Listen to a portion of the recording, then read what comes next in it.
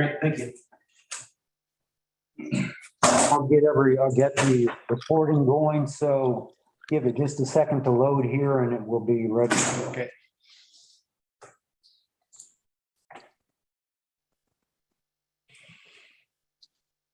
Okay, I think we're ready to go. Oh, okay. Okay, welcome to the Planning Commission meeting. Do I have a motion to approve the agenda? So moved. Second, Call the roll.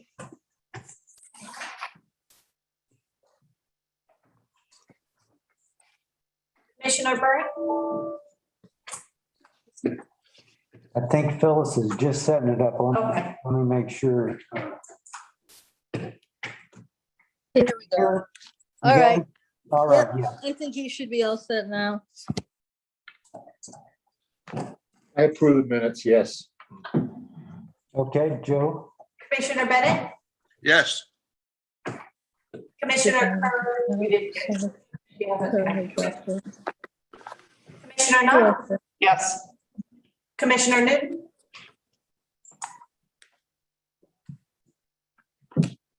Commissioner Newton, You might be still having trouble to connect. Commissioner Patrick,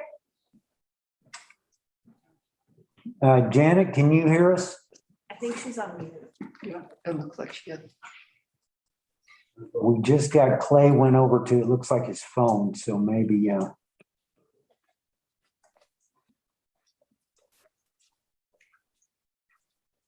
Commissioner Newton, okay, let me see if, Janet, can you say aye or here? Yeah, she's. Can you hear us, Janet? Janet, doesn't seem like she can. can you hear us, Janet? Doesn't look like it. No. Clay, which are you on, your iPhone or your, I just switched to my iPhone. Did that help? yep, that works much All better. right. Thank you. Thank you. Your vote on the agenda, Yes, approved. So we still not getting, and it, I don't see Janet that we're, I mean, She's muted again. yeah, let me see. Janet, can you unmute?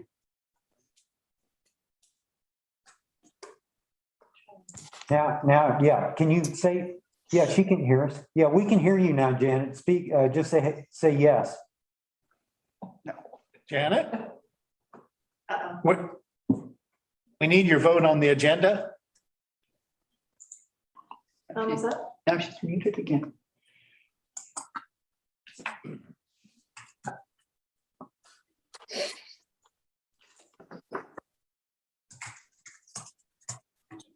You have enough to go on. Yeah, let's go through. Chair Johnson, Yes. So that's it for the agenda. that's it, okay. So are there any amendments to last month's minutes?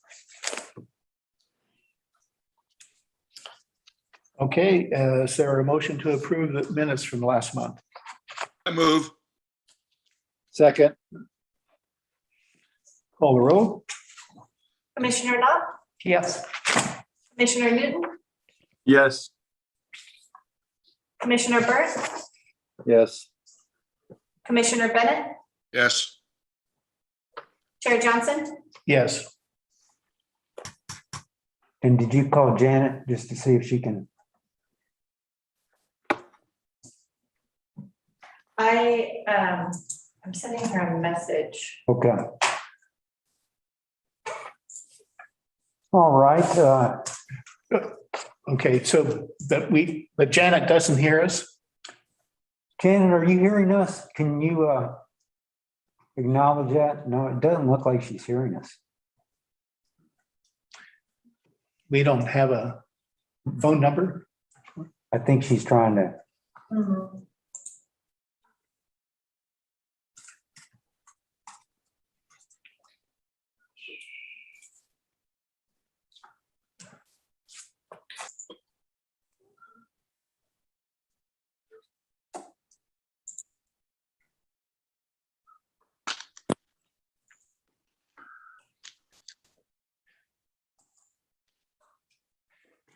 maybe this will work.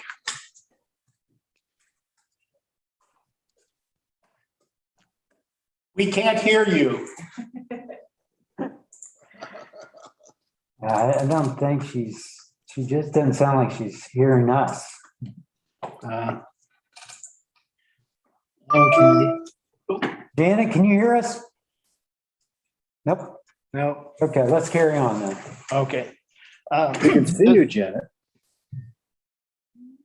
No. Okay, this is a quasi-judicial hearing regarding the public hearing and consideration of CU 21-02, Joe Mansfield request for a conditional use permit to operate a privately owned campground. CU 21-02, Joe Mansfield request for a conditional use permit for a privately owned campgrounds to create a eco retreat featuring 8 to 10 lightweight geodesic domes. The property is located on Reservoir Road, lot 500. Do you know how to get my volume on here? Oh, We can hear you now, Janet. because I can't, Yeah, she can't hear us, but we can hear her now. Okay, That could even be more difficult. yeah, exactly. it's not working. Okay. All right, tax lot 500. Click on Map connection. map 51029 CA in open space recreational zone. The request will be reviewed under Cannon Beach Municipal Code 17.28 open space recreational and 17.80 conditional use. Does anyone object to the planning commission to hear this matter at this time? Does any commissioner member believe he or she has a conflict of interest or personal bias? Has any commissioner member had an ex parte contact or made a site visit? Site visit. Site visit. Site visit. Okay, staff report. Okay, before I go into the staff report, I do want to just let everyone know a few things. First off, we're all Zoom except for commission or committee members that want to be here. We're going to continue that until further notice. And so we'll put that out on our website once we do go back to normal public. Hopefully, I will do my best to operate the Zoom while a busy Zoom meeting while doing this. I'd like to share my screen as well while we do this so that we can kind of go through the points and I can illustrate the main points for you. The other thing that I would indicate that if anyone's having any kind of difficulty or wants to make a comment and they haven't signed up, because I know for this one, I don't believe we had any request other than the applicants to speak on this one, except for Jan Seaberwoman did, we have that request, but no one else. So on these, it'll be up to the chair to allow those people, other people to speak at the time, but usually we'll do that. And so I just wanted to let you know that if you want to do that, you go down to your little reactions thing at the bottom of your Zoom, and then you click the raise hand. You will, once you have raised a hand and you've spoken, you have to remove your hand. It doesn't automatically remove after you speak. So that's the Zoom etiquette. I'll now kind of share my screen and then go into the details of the application. Are you recording, Jim? Yeah. Yeah, thank you. At least it was, let's see.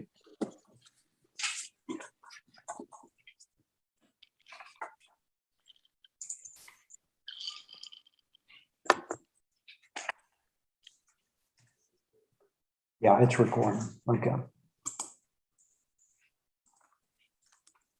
Okay.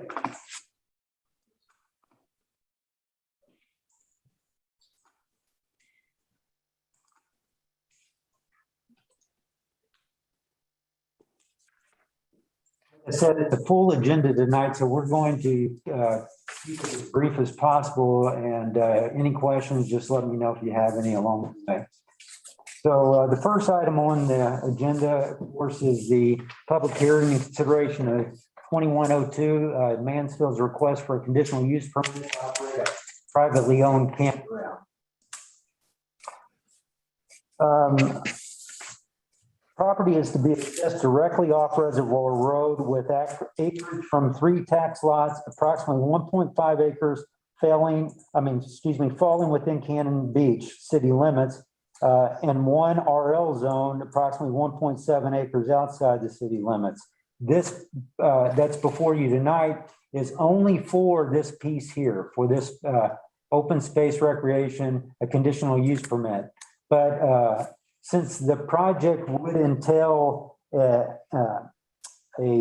rezone of the area that's inside the city limits to allow for this type of development, and the conditional use that for the open space recreation, and then an annexation to allow those services up there, the applicant has chosen to go before you for the conditional use permit.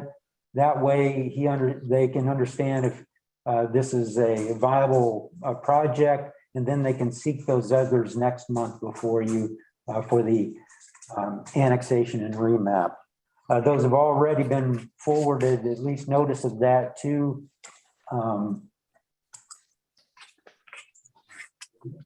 that's been notified with the state, so they have already gotten notification that that's coming towards them. So further on the application, staff was approached by Mr. Mansfield to discuss the project, forest retreat, and the materials are provided in the packet. Privately owned campground facilities would provide 8 to 10 elevated permanent yurt type pods, access from a central off-street parking lot. And I won't go into the details of this in the analysis. I'll let the applicant present that project for you. I would like to just touch on the conditional use criteria and go through those for you.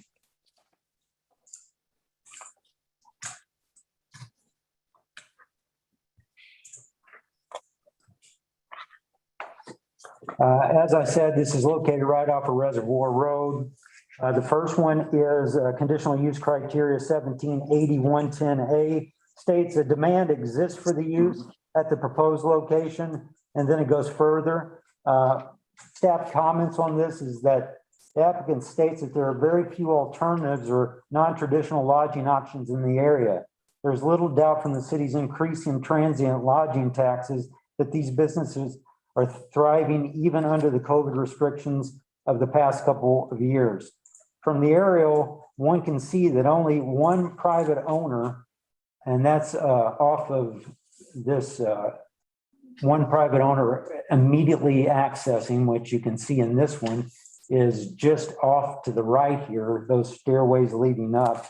Only one owner would be affected by the traffic up to this proposed location. The 8 to 10 pod campground would be similar use to the right for camping property, which is adjacent to it there to the left, and would utilize the same point of access. Point B, the use will not create excessive traffic congestion on nearby streets or overburden the following public facilities and services. Staff comment on that. Reservoir Road currently extends east from Wrights.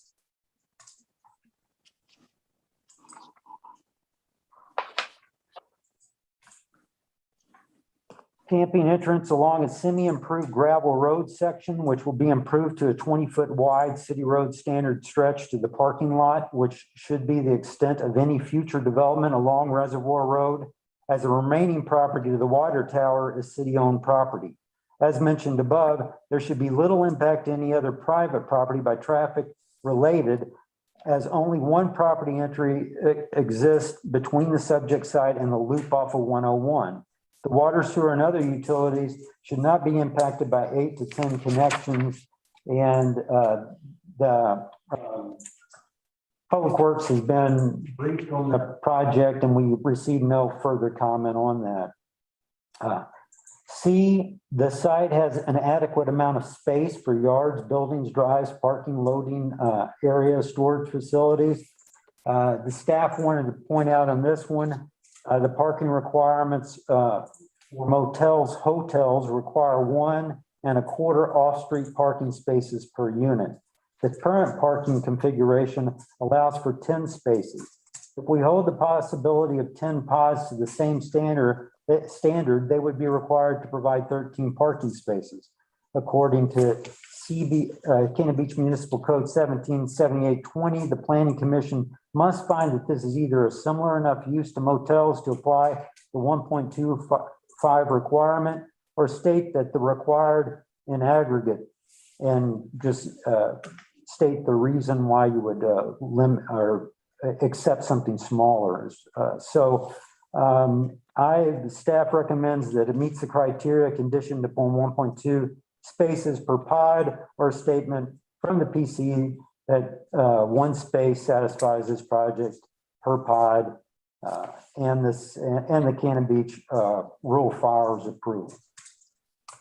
The next one is condition D, criteria D. That's the topography, soils, and other physical characteristics of the site are appropriate for the use.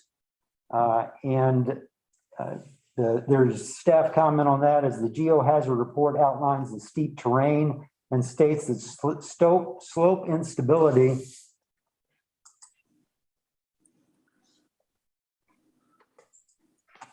okay. See, I think Janet may just be having trouble accessing. And so this is from the geohazard report here that's on the screen. And you'll see that the geohazard report states the slope instability, weak soils, possible shallow groundwater saturation, and seismic issues are main hazards for this property. The application proposes a cut on the order of 10 foot high to accommodate the parking and hammerhead turnaround area.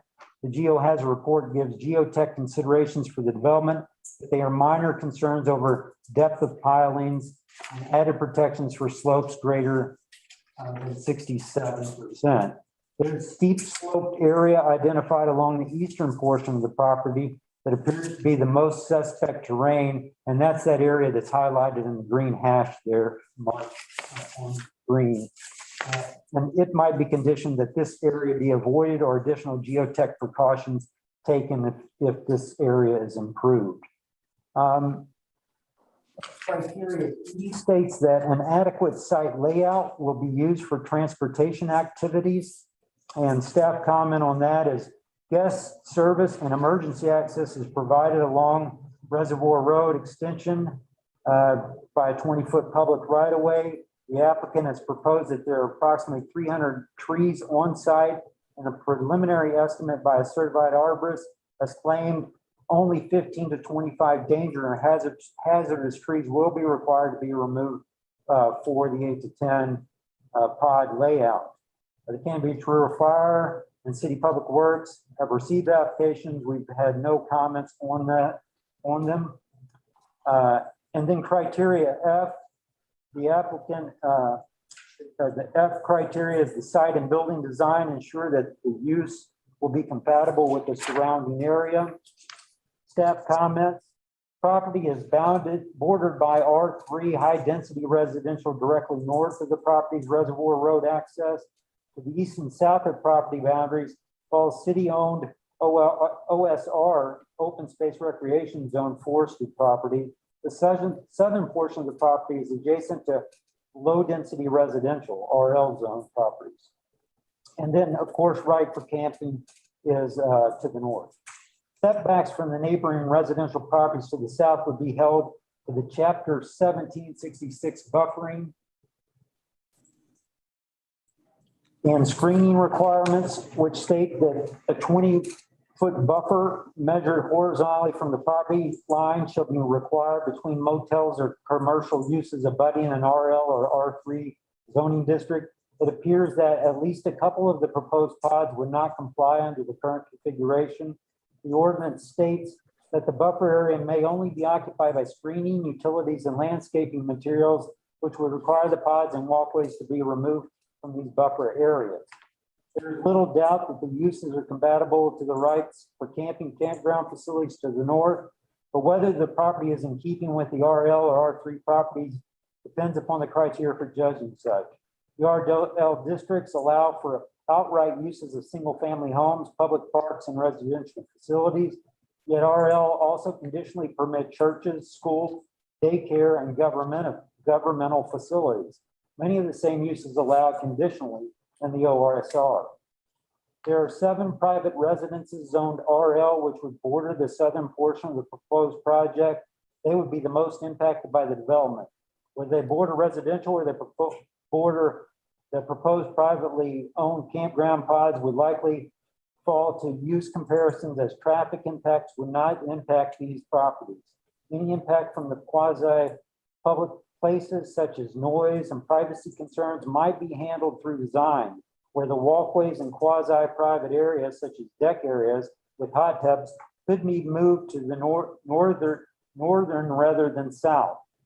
Directing the walkways with entry areas away from the southern single-family residential areas meets criteria with possible design considerations that these will eventually have to go through the DRB anyhow.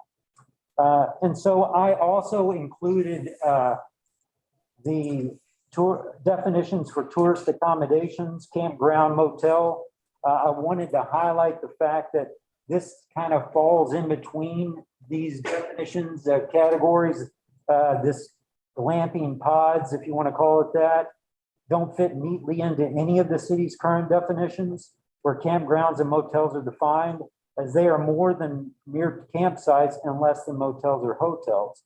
It should be clarified that these pods will be treated as transient lodging, where nightly rentals are permitted and taxed under the transient lodging tax. Unlike RV sites, they will have fixed infrastructure, water, sewer, and electric, but welcome year-round nightly guests. Staff recommendation, the proposed forest resort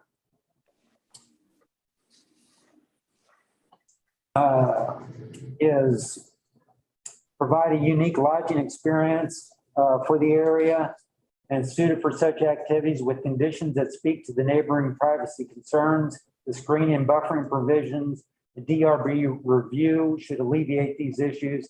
Staff recommends conditional approval with CU approval for the extent of the project pending other required city approvals. And so I've outlined in my tentative motions the different things that I've highlighted through here under the conditions of the off-street parking, no pods permitted in the steep sloped area unless with higher geotech report, 20-foot buffer area, the conditional use permit that would extend for the whole project upon the condition of approval of annexation and rezone, and then the DRB approval of the pods to accommodate the abutting residential areas. And so does anyone have any comments? I've got Mr. Mansfield's PowerPoint here. So Joe, when you present, I can just click through that for you. Any questions from you guys? None for me. Jeff, I did have a question. Can you hear me? Yeah, thanks, Glenn. On the last sentence of your staff recommendation, I just want to read it and make sure I understand it. Staff recommends conditional approval with CUP, conditional use is P process? Procedure? Permit. You mean conditional use permit? Yeah. Approval for the extent of the project, pending other required city approvals. Okay, I think I get that. Thank you. Any other questions for Jeff? Hey, Jeff, this is Joe. Yeah. It's like we've gone through all of the checkoffs here, but we haven't asked the essential question, and that is, what is this?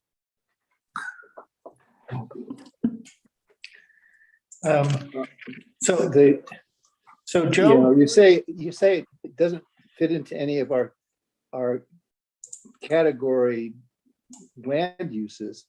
And, you know, that makes me wonder, why are we doing this?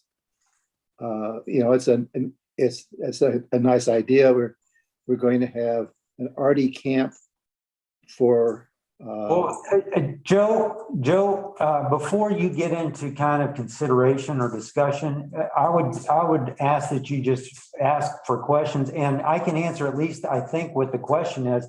Yes, I believe it does fit under the privately owned campgrounds as far as our definition goes. But I think for you to get into further kind of consideration of that, I'd say we refer that, wait till at least the applicant has an opportunity to present his case. certainly. okay. All right. The pertinent criteria to be considered are noted in the staff report and listed on the criteria sheets on the meeting page of the city website.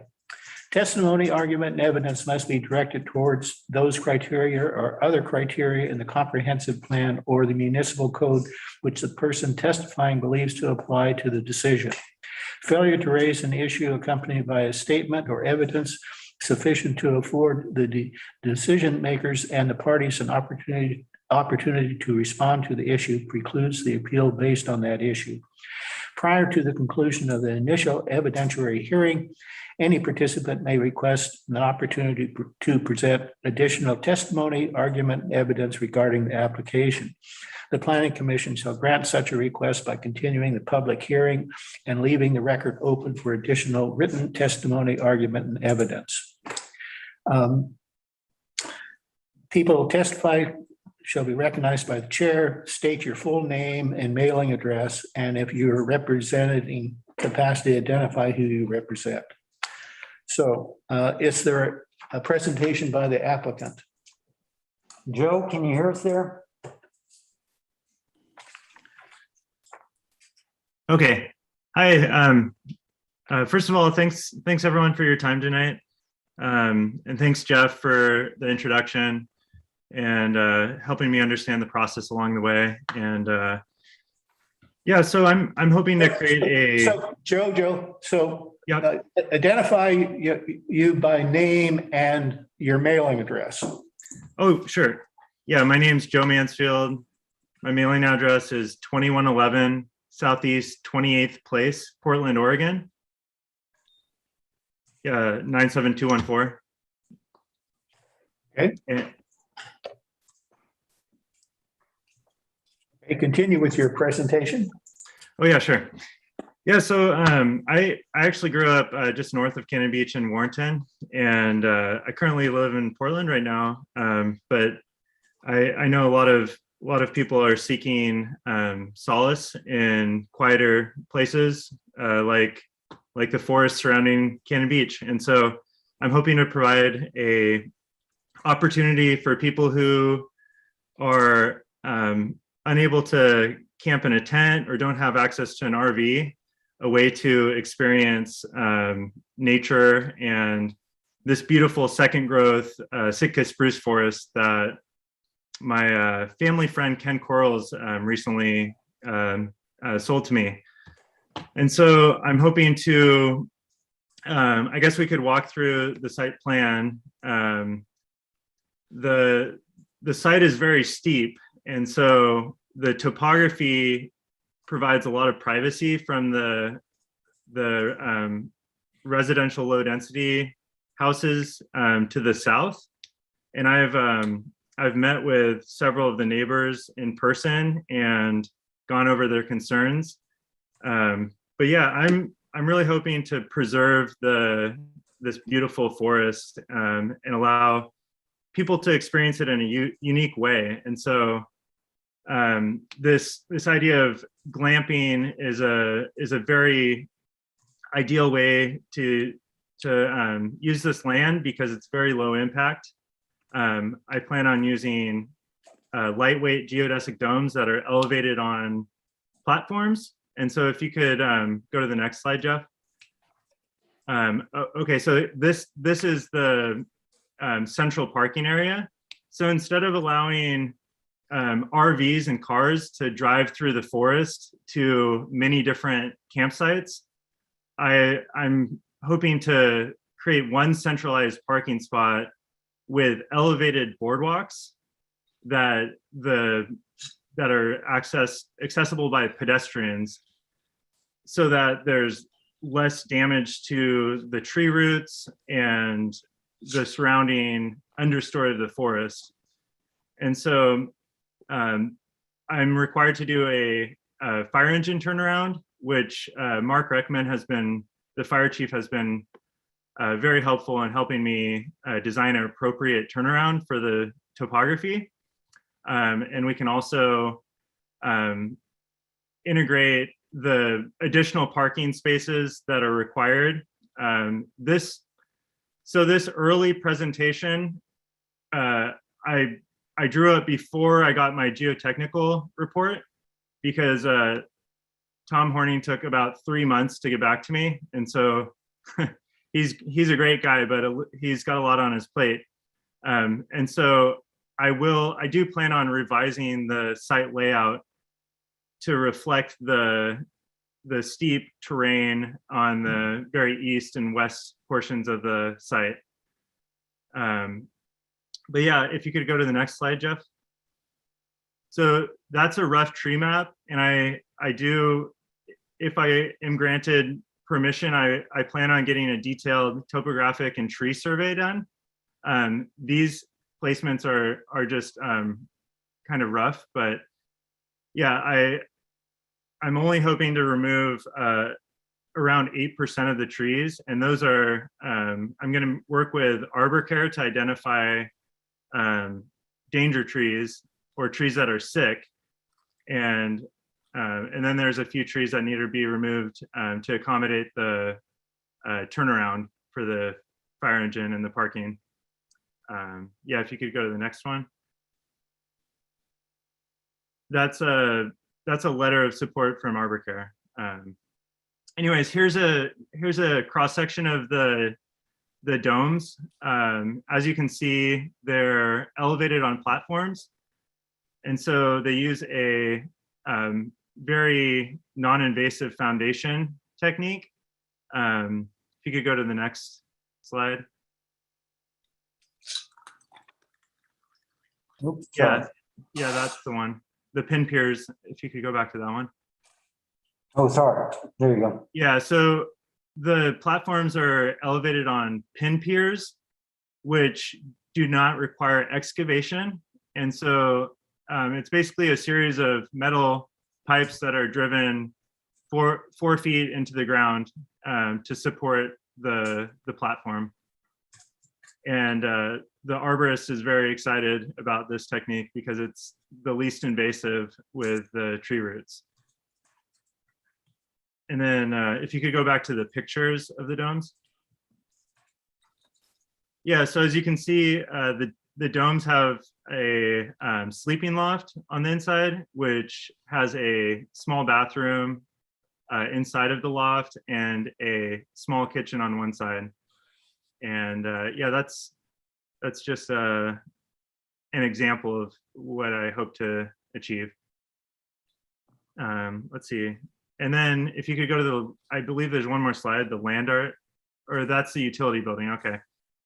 So I'd like to clad the utility building with salvaged material from the site, and that will screen the 3-yard dumpster, and there will be bike storage as well for guests, and a small utility building that houses like supplies for the units. And then if you could go, okay, and here's each unit. I'm really excited about this. I used to curate artwork with illustrators from all around the world. And I'm really excited to work with artists again. And so I plan on curating a sculpture that accompanies each unit. And so not only will it be a place to experience nature, but it's a place to experience artwork and actually walk walk through a gallery of sculpture that's created from materials from on site. Yeah, so anyways, I'm really excited about this project, and I'm really thankful to have support from the neighbors that I've spoken to, and yeah, I'm really looking forward to being part of the community. Hey, Lisa's on. What's that? It looks like Lisa's on, so let me see if I can unmute her. Set? Yeah, Oh. Lisa? yeah, let me find her here. Oh. Oh, Jeff, could I just address the orientation of the units real quick? Sure.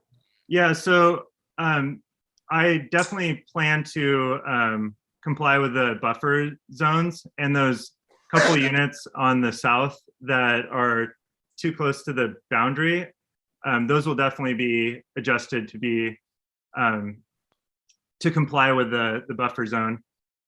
Those locations are not final. Like I said, I plan on having a detailed topographic survey of the whole site before I determine final placements. And I will definitely orient the decks towards the north, so they're not looking towards the top ridge where the houses are. I also wanted to mention I'm really cognizant of fire danger and forest fires, and so the units will not have their own individual fire pits. Not only does that make a lot of smoke, but it throws off a lot of embers as well. And I know even the coast forests are drier than ever in these super warm summers. And I plan on actively managing the forest to make it healthy and also clear the dead brush from the understory to remove the fire danger. And so, yeah, I definitely want to, my goal is to have it be a safe, healthy, beautiful forest for many years to come. Okay. Are there other presentations by proponents?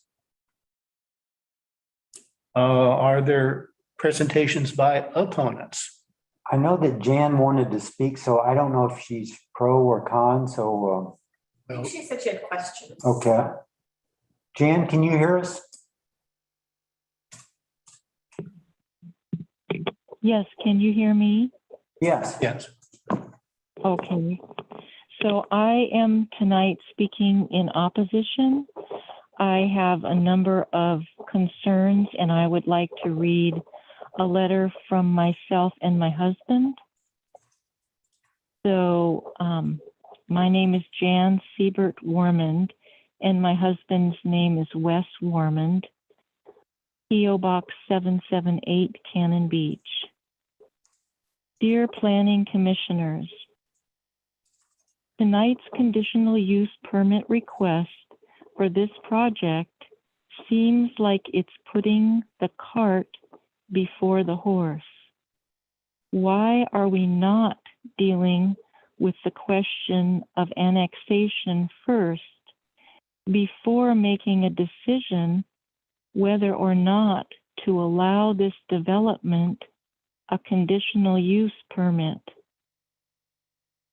Giving this project a green light tonight would make it much easier for the developer to annex this property into our city. This would give these outdoor hotel rooms with private bathrooms, hot tubs, etc., our precious Cannon Beach city water. During the increasing drought we've been experiencing over the past years, which we notice especially in the ever more dry summer months, we as a community have disallowed county landowners to access our city water. Why should this proposal be any different? Do we really need more rooms for visitors in the summer? When is enough going to be enough? Is this truly a wise, ecologically sound project for the future of our community as a whole? Please find out more information about annexation and possible water usage by the visitors before you allow this project to go forward. Our community is already suffering from the negative effects of over-tourism and overdevelopment. Do we really want to encourage more overnight visitors during the driest season of the year, especially considering their considerable consumption of our Cannon Beach water? Please remember, the flora and the fauna of our Ecola Creek watershed need water too. How much will eventually be left for them? Thank you. Okay, thank you. So Joe, I've got a few questions for you. I wanted to know in your application, you mentioned that the right camping unit is booked 95% of the available days. So I wanted to know how you arrived at that figure. Oh, wait just 1 second here. Let's see if we can. We got, there you go. Thanks, Jeff. Sorry, Jeff. How did I arrive at that number? Well, I just looked at their bookings calendar just every month this last summer, and yeah, they had virtually no availability. Well, and I've talked to Gail as well in Arlene. Well, what I wanted to know is, I've been up there a few different times and it doesn't look like anyone's been at the campsite for several weeks. So this 95%, are you just talking about July and August? Oh yeah, they're only open 3 months out of the year. Yeah, Okay. they decide to close down the rest of the year. That's just their business model. But for the months that they're open, they're booked out over 95%. So one of my big concerns is developing this site, being that the slope is so severe throughout the area. That's a real concern for me. We went through this problem on the Nicholson project, being excessively sharp sloped area, and now you're proposing putting in 10 units, and these 10 units have a bathroom, they have a kitchen, and I assume that they have electricity. So, yeah, that's correct. Yeah, okay, so you're actually creating a small fabricated house in this application. So that really concerns me. And the other thing that concerns me is the area is stable because of the trees that are there now.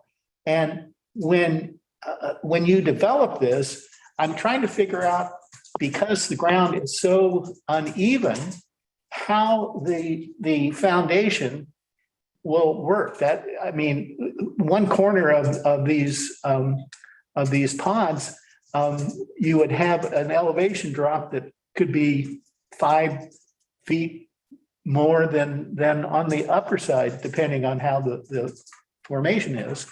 And then the other thing that that really bothers me is, if these units have the basics for a house unit, you're going to have to bring in sewer pipes that also would be disruptive to the root system of the trees that are there. So I don't know how you get around that. I don't think it's a very viable scene when you consider that the utilities that are going to be needed to provide these services on that property. Yeah, so let me back up. So to address your concerns about stability, slope stability, I had a licensed geologist, Tom Horning. He did a site visit and reviewed my plan. And there's a lot of detail in his geologic hazards report that would answer your questions. But essentially, it's a very stable 40% slope for most of the property. There are only two small 50% plus areas, which I don't plan on building on. And the ground is mudstone, which is quite stable. And there's a basalt ridge above the property, which also adds to the stability of the slope. And so this pin pier foundation is originally designed for wetland foundations. So it's really ideal for just inconsistent ground, and they're also really ideal for steep slopes as well. And so the foundations themselves are very proven technology and approved by the geologists and the arborists as well. As far as utilities, the depth for a sewer pipe, so I do have to extend the sewer main from right in front of the Wrights campground. And that would be extended under the access road, which doesn't have roots in it. And so then once it was, and that would be extended to the parking area and the utility building. And then from there, my depth for the lines is, I believe, 2 feet. And so the roots on the slope are mostly deeper than 2 feet from my understanding. And so doing a shallow trench is not going to harm the roots on the slope. And there are ways to get the pipe underneath roots as well, instead of having to cut roots. My wife is a civil engineer for the city of Portland, and she's very familiar with directional boring, and she actually designs sewer systems for a living, and she sees no issues with the small diameter private sewer line.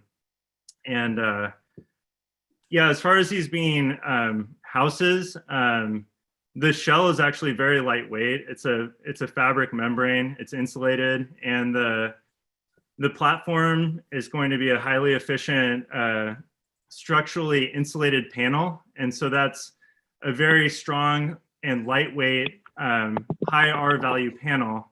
And so the only house-like component would be the bathroom, which is going to be fairly lightweight. And so, and the bathroom sleeping loft structure is going to be very small too. It's going to be no more than 10 by 10 feet. But yeah, the concept is most similar to glamping. And so it's a way for people to experience camping without building a traditional house or a cabin, which would be like way more destructive because that would require a traditional foundation. These are super lightweight, and so these pin pier foundations are more than enough to support them. I hope that addressed some of your concerns. Well, I don't think that I mean, my background is in horticulture myself, and what I don't understand is these utilities I mean, you're going to be cutting through this whole steep side. I mean, the excavation to accommodate that, to me, seems it seems nearly impossible if you're saying that you're only going to cut, what was it, 8% of the trees down. you still have many challenges getting those lines through without damaging the trees that are left to grow there. So I'm not satisfied with So that.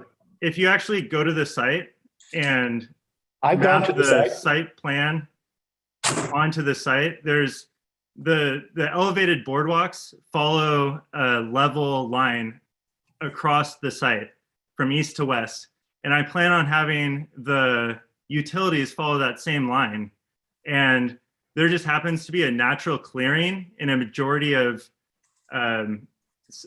lot 301 where I wouldn't even have to worry about roots. And so I really encourage you to go to the site and walk it. And I think you'd get a much better understanding. I don't see that as a problem. And yeah, so neither did the arborist either, who I had on site. And I'm willing to work with a silviculturist, which is a tree ecologist, if that would help alleviate your concerns. I found a great silvicultural company called Trout Mountain Forestry. They're actually doing another project in Cannon Beach, and I'd be more than willing to consult with them on those issues. Yeah, I've walked the site.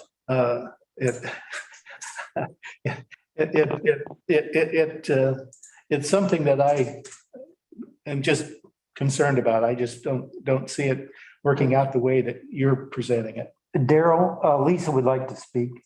What's that? Lisa would like to speak. Lisa, can you, Oh, Lisa? oh, wait just a second. Let's see if it's a issue with this. Lisa, can you hear us? She needs to unmute herself. Are we asking questions? Or are we still in the proponent phase here? Because I have a few questions too, but I want to make sure to jump in at the right time. We're in both of them, but we're trying to get audio from Lisa. Yeah, and I'm having difficulty with the Zoom right now. Okay, Clay, why don't you, Go ahead, Clay. Clay, why don't you go ahead and ask Okay. her. Well, just procedurally, I'm feeling like I'm out of turn here. Shouldn't we have proponents come back on any of the, maybe something that opponents said? And then I can ask my questions. Yes. Am I right about procedure there? We're I open to questions either by opponents or proponents. Okay, well, Wait I'm a neither. minute. No, it doesn't work that way. It's proponents and then opponents. and then the opponents come back and give their. On the opponents come back. And we had just had the proponents, and that was Jan, and I don't think there were any others. So Joe was coming back to answer the. Oh, yeah, I guess I forgot to address Jan's concerns about the water usage. Yeah, so the units they have one bathroom and a small kitchen sink. And I'm planning on using low flow fixtures. And so the water usage compared to like a normal house is, going to be nothing. And so, yeah, so this site plan had hot tubs in it, and I'm honestly not even sure that's gonna pan out. So I just don't see them using much water. So, but I understand her concerns for sure. Lisa, I'm sorry, but we've lost our Zoom. I don't know if they can hear us or you can see. We've got so many people So it's not responding. I can't do anything. We may have to relaunch. Yeah. Can you hear me, Jeff? Yes, I can hear you. Is that you, I'm Clay? It is, yeah. I had trouble with Zoom when I used my computer. I think that was on my end. I'm not having trouble with Zoom when I logged in with my iPhone. Yeah, I'm not, I'm gonna have to relaunch the meeting. It's frozen up. I don't even know if I can see if I can get, see if I can close it down is what I'm trying to do. Okay, let's see. Yeah, it won't go away.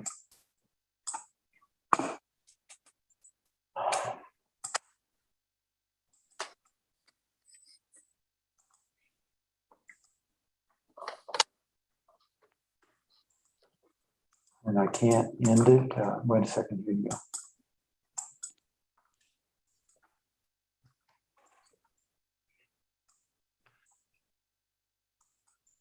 We are having technical problems.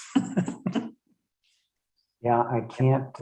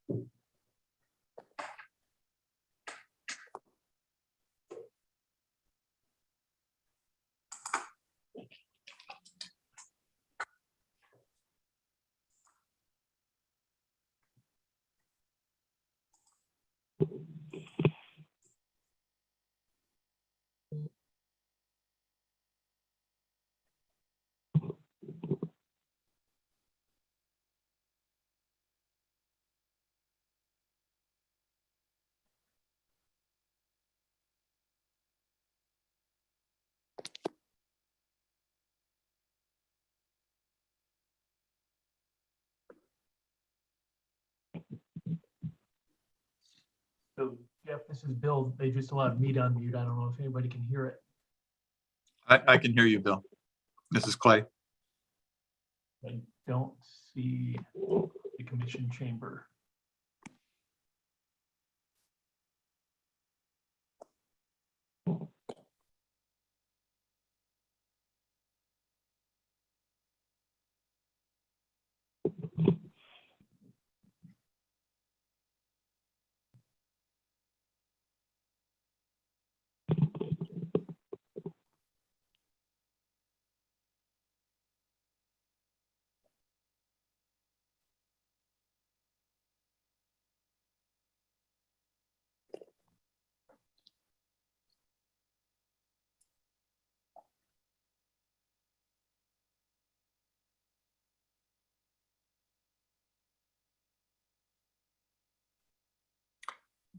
Bill, are you there? This is Clay.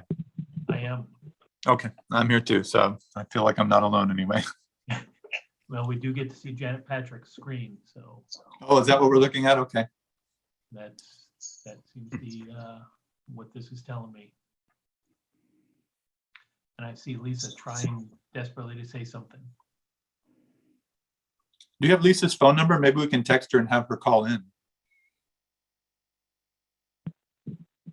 I don't believe I have her number.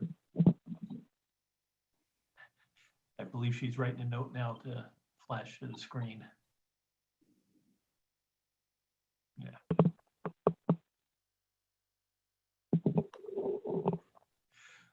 So we have her phone number, but if she can hear us, then the message is basically try calling in because that worked for Clay.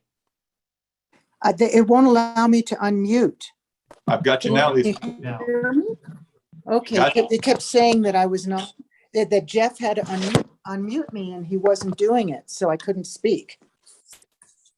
So. Hello. Okay, I'm in Quito. Oh, I'm in Quito, Ecuador. That's why I'm calling in. wow. I'm in my hotel room. Nice. City of Cannon Beach Zoom. Oh, they came back online, so maybe we'll start to hear something from them. Okay, so Lisa, did you have some questions for us?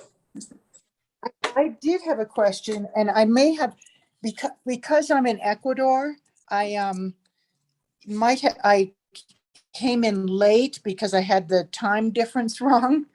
And so this may have already been answered, but I wanted to ask the proponent of this project how this meets one of the listed conditional uses for the zoned area, because camping is listed as a possible conditional use for this zoning, but glamping is not a thing. I'm sorry, it's just not a thing. It's not listed in any of the ordinances. It seems to me that this is a type of motel disguising as something else. And so I'm asking the proponent how he could ask for a conditional use when this isn't one of the listed things under permissible conditional uses. And you may have already discussed this and I missed it. I don't know. Yeah, thanks for your question, Lisa. I believe that it has similar impact to a private campground, and it has a lot less impact than an RV park, which is allowed in this zoning. RV parks allow giant gas guzzling, 40-foot long motorhomes to park and drive over the land and through the forest and park just on top of each other. Whereas this is going to be more in nature to a campground. The units will be very spread out and they'll be elevated off the ground. And so there won't even be a gravel tent pad. There's not going to be any concrete foundations. I'm very anti-concrete, and yeah, I'm a big nature lover. I love camping and backpacking, and yeah, this just you're right. I mean, it is glamping, and I mean, is that even in the dictionary? Is that even a term? I mean, it's different than what exists like right next door, which is your traditional old school campground, but right. I believe it's the same level of impact. Don't you think it's a kind of premature in some ways? I mean, that it might not be, we're doing a code audit and we're going to be looking at different portions of the code and trying to and maybe something of you could, request that something of this be put in as a conditional use, but right now it isn't. And that really bothers me because we have, and you're right, maybe it has less impact than a trailer park, but that's what our code says right now. And this isn't even listed as one of the conditional uses.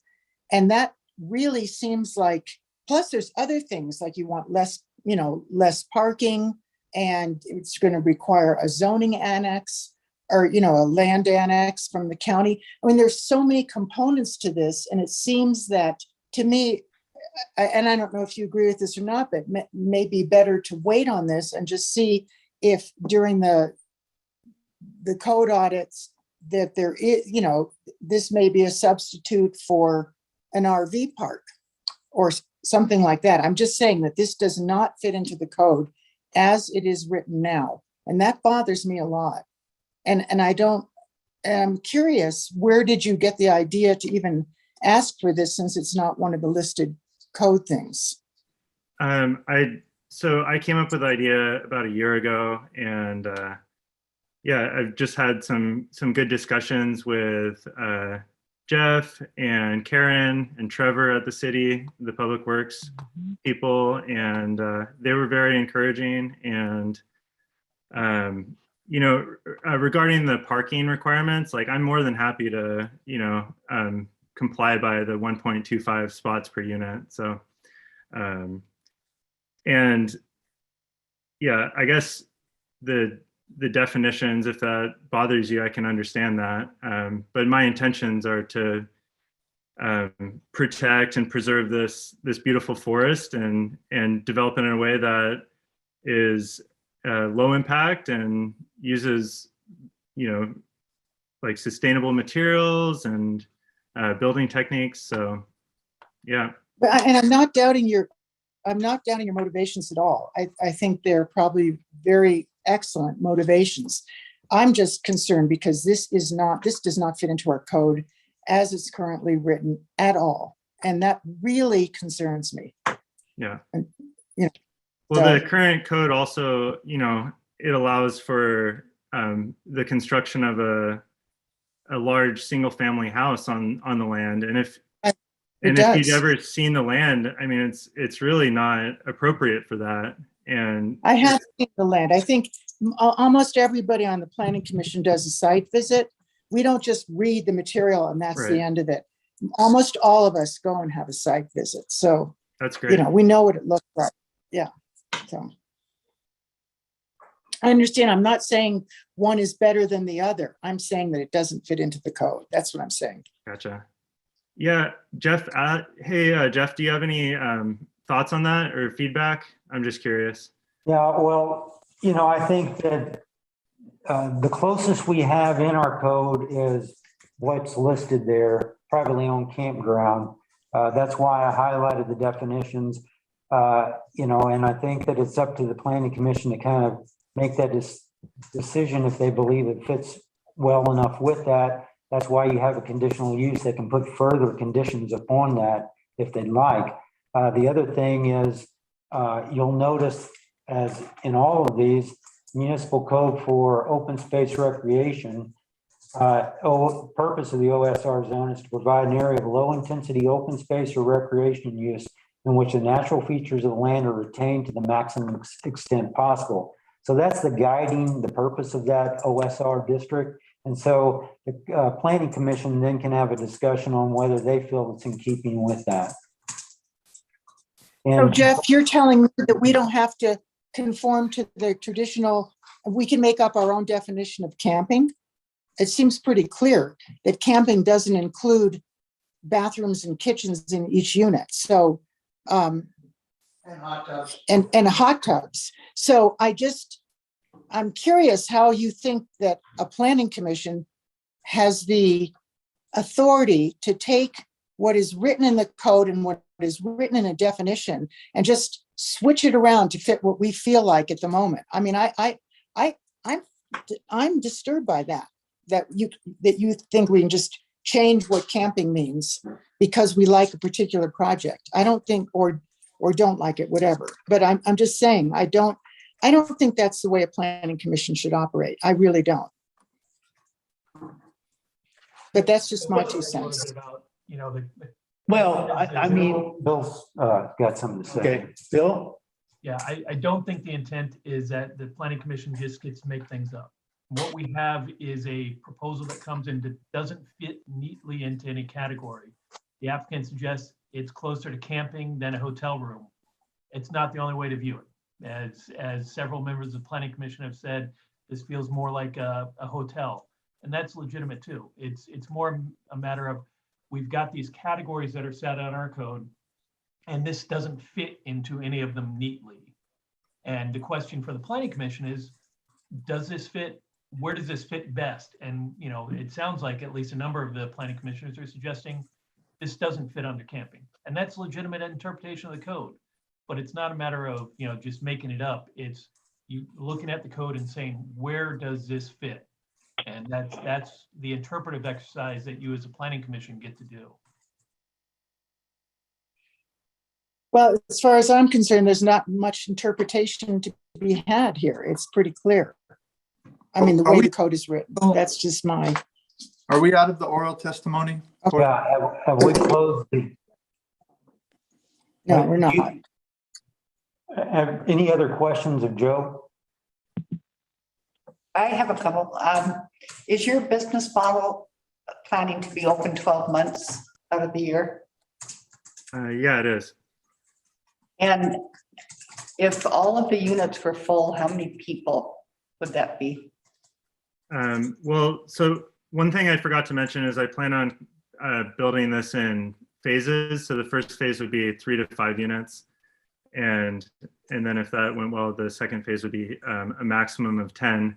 And so each unit would have a maximum occupancy of 4 people, but they're really designed for couples. They're very small, and there's a queen size bed in the sleeping loft. and then just like a simple futon. And so typically there would be 2 people per unit, but to answer your question, a maximum would be 40 people on site. And so, but I would see an average being more like 20 when it was fully built. Okay, thank you. Okay, any other questions for Doug?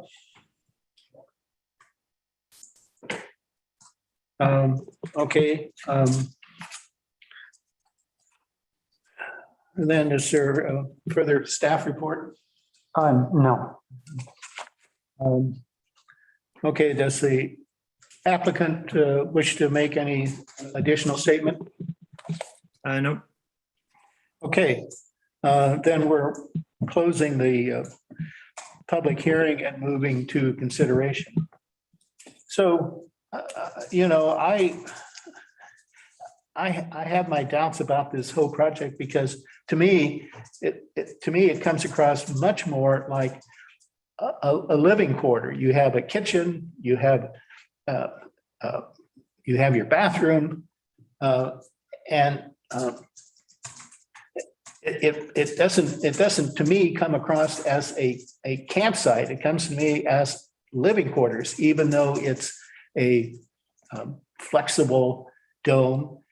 When I think somewhere in the text here where you talk about 700 square feet, I have 3 units to the west of my place, and those condos are 450 square feet. So here you have space for 4 people, and that's a lot of activity and a lot of people, and certainly, like I say, with the site accommodating the cars that you're going to need to fill up these 10 units is certainly requires the 1.25 spaces, but I'm just not comfortable addressing this as a campsite. So that's where I'm come down. Could you ever be? I agree. Could this be brought into a place where you were? Say the size was brought down and maybe the kitchens were taken out. Would you feel like we could, I don't want to say bend the code, but could we look more favorably on it if it is? Because I like the idea, but you know, there's just too many questions here for me right now. And I think it does lean more toward something that we shouldn't approve, but it'd be neat if there was a way to figure out how it could be. You know, lower flow water. So let me ask the question: could you ever see that being a campground? Well, I object to the whole site. To me, I feel like it should never be developed. It's too steep to develop this sort of apparatus, and the units are small homes, is what they are. So to me, it's just, I mean, I'm just not comfortable moving forward with the project at all. So it's like it to me, it's really a motel because there's no limitation. You don't have any short-term rental, layovers on top of it. There's no limit to how often it can be rented out like a short-term rental has. You don't have individual hot tubs in a campground. I mean, I think it could possibly be redesigned with less units, maybe no kitchens, maybe, a whole different sort of configuration, like maybe a common, shower house or something. But I just don't see, this is not a campground. It is really like a very cool, groovy motel.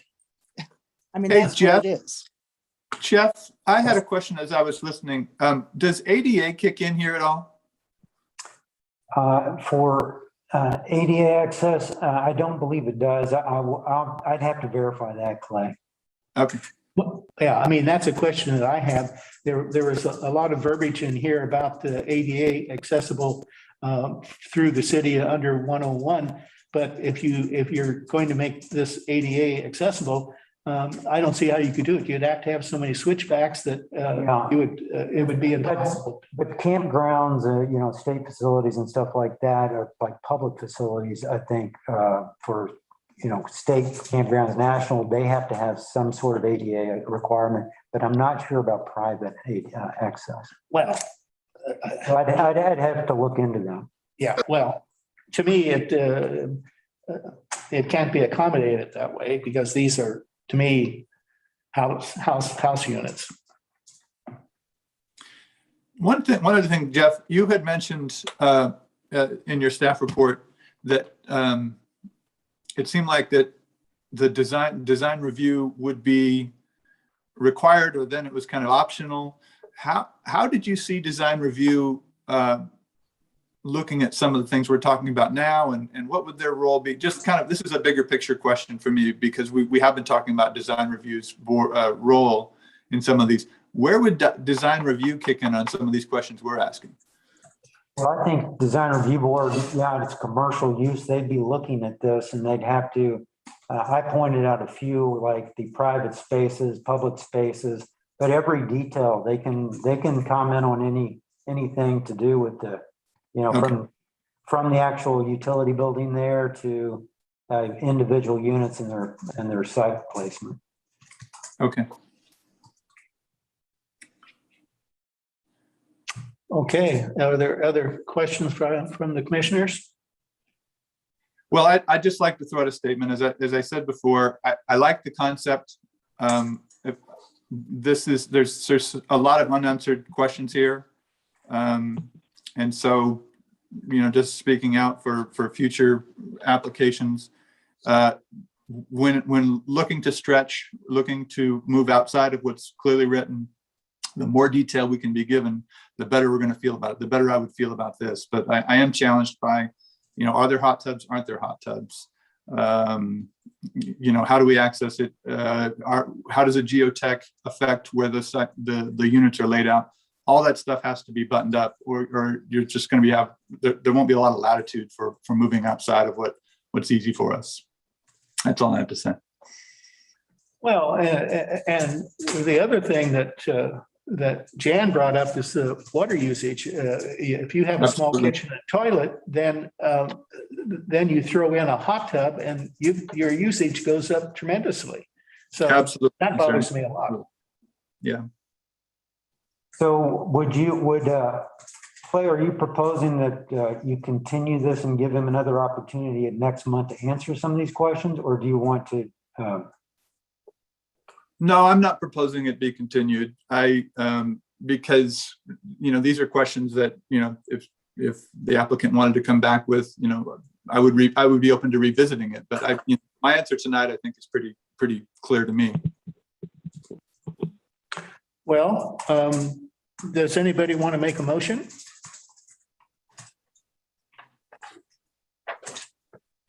One second, it looks like Joe's trying to, let me get him back on. Okay. Joe? Joe, can you unmute there?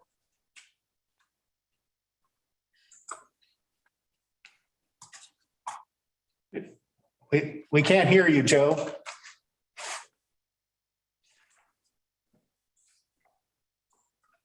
Have you unmuted him, Jeff? Yes.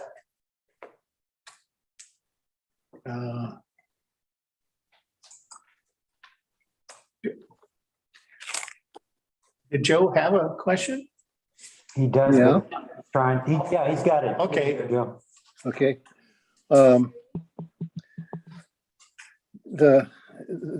An issue that I was getting at earlier when I was told I was speaking out of turn is what was this? What is this thing essentially? And it seems like all of our discussion has been revolving around what is this thing essentially? And the reason I asked that question is because we're spending all this time reading about redoing the code. And here we have an example of someone trying to present a project that doesn't fit our code very well and really tends to confuse our code. I mean, we're so worried about how many square feet of territory somebody can have in their, family home at Cannon Beach. But here we have one piece of property that is going to have 10 homes on it. And we're suggesting that, this is perfectly reasonable as a campground. Well, it ain't a campground. And, it's not quite a motel. And at some point in the paperwork I read through, it was referred to as a possible workplace home, housing, opportunity. And it's not clear for me from what I read was, is this going to be rented out long term? At some point it says, well, people could stay here, night after night after night, because it'll be operating 12 months out of the year, so forth and so on. That's why I asked earlier, what is this? And if we can't decide what it is, we ought not to be approving it. That's my bet. Well, I think we're leaning in one direction here, and so would somebody please make a motion? I'll move to disapprove the application for a conditional use permit. I'll second. Second. Any further discussion? Okay, call the roll. Commissioner Patrick? We don't have her. I was emailing with her, but Commissioner Byrd? Yes. Commissioner Bennett? Yes. Commissioner Kerr? Yes. Commissioner Knox? Yes. Commissioner Newton? Yes. Chair Johnson? Yes. Okay. The permit is denied. Okay. This is a quasi-judicial hearing regarding the public hearing and consideration of ZO 21-02 City of Cannon Beach request for subdivision and zoning ordinance text amendments. ZO 21-02 City of Cannon Beach is requesting subdivision and zoning ordinance text amendments. The proposed amendments review language restricting lot combination, single family residential dwelling size, and further restricts lot coverage and floor area ratio for all residential districts, while repealing plan development language. The request will be reviewed under the Cannon Beach Municipal Code 17-86-070 amendment criteria. Does anyone object to the Planning Commission to hear this matter at this time? Does any commissioner member believe he or she has a conflict of interest or personal bias? Has any commissioner had an ex parte contact or made a site visit? Staff report? Before you jump into that, Jeff, I do want to note that this isn't a quasi-judicial hearing, it's a legislative hearing that applies across the whole area. So there's a few different changes. Most importantly, that bias is not an issue, but we can get into that if you want. But just to clarify that it is legislative, it's not quasi-judicial. Yeah. Well, I'm glad you brought that up because we'll handle this at these other meetings because it gets written up wrong for the chair. All right. We will, I'm going to share my screen so that we can go through the.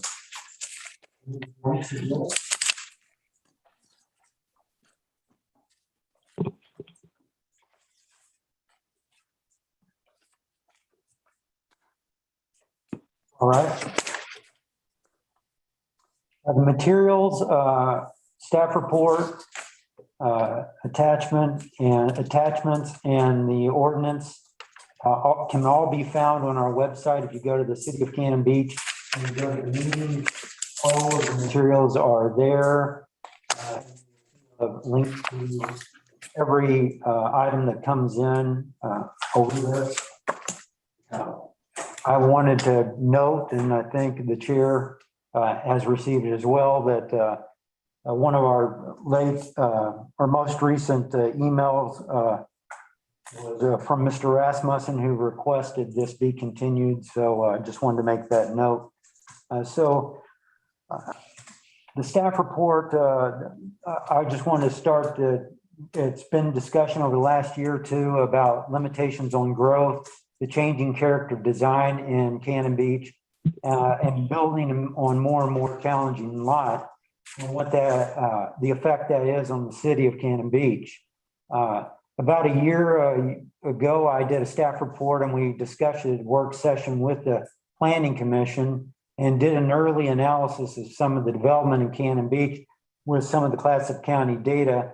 I've updated that data for this staff report, and that's what's provided in the staff report, showing a breakdown of the most recent data that we got from Clatsop County. I broke it down, and the one that you're seeing here shows it broken down by decade. Properties exceeding 3,500 square feet is what's a percentage of them in each one of these decades. And you can see it has increased recently with the lots and average square feet. It's another one that I broke it down by decade. And you can see it's slowly crept up from under 1,500 to around 2,300 there. And then the most recent here showing a scatter plot of the square footage of structures.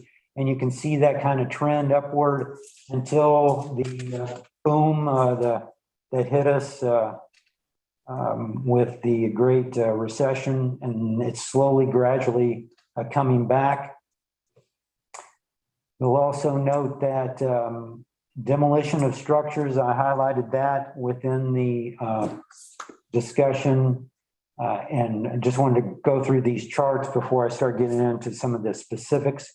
But you've seen kind of not really that so much of an increase in demolitions, but to speak to lot coverage, we wanted to look at that because it's been said that there's been a lot of tear downs, and there was concern about tear downs and then combining of lots into larger holdings.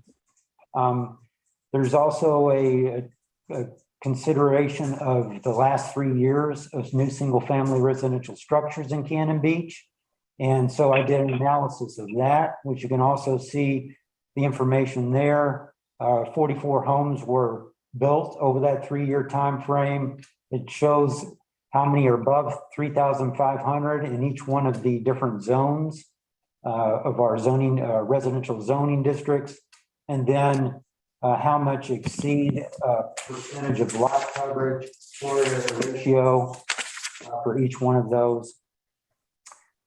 I also broke that down for the Clatsop County data into the decades. Like I said, that's the number of homes built each decade. So you have 384 there that were built before 1950. And then you can see that averaged around 250 there from the 70s through until the Great Recession hit. And we've slowly, like I said, really didn't do much until the last 3 years, and we've really increased that. And so average square footage, I think, is probably the most pertinent there. By decade, started around 1,300 and 1,400 and is increased to about 2,240. And so you can see how many exceeds per and a percentage of the homes in each one of those decades. And that's that first chart that I showed you that went from about 2% that exceeded to about 30% of the housing units that now have been built.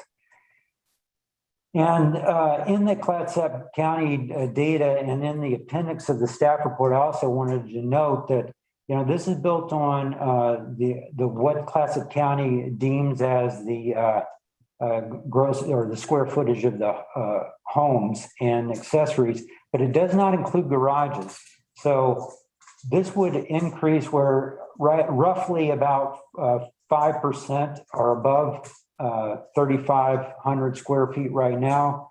I would assume that that would go up to 6 or 7% if you included all the garages and accessory structures. I didn't have that data available to do that. It's not a separate field that they export, so I couldn't do that. But just by looking at the kind of estimate of that, that's what I would say. And so this came before the Planning Commission, and like I said, the first draft of them, we looked at combination and limiting the combination and recombination of lots, limiting floor area ratio and lot coverage, and striking the planned development option. At that meeting, there was also discussion of even looking at 2,000 square feet as a gross, as a limitation of size.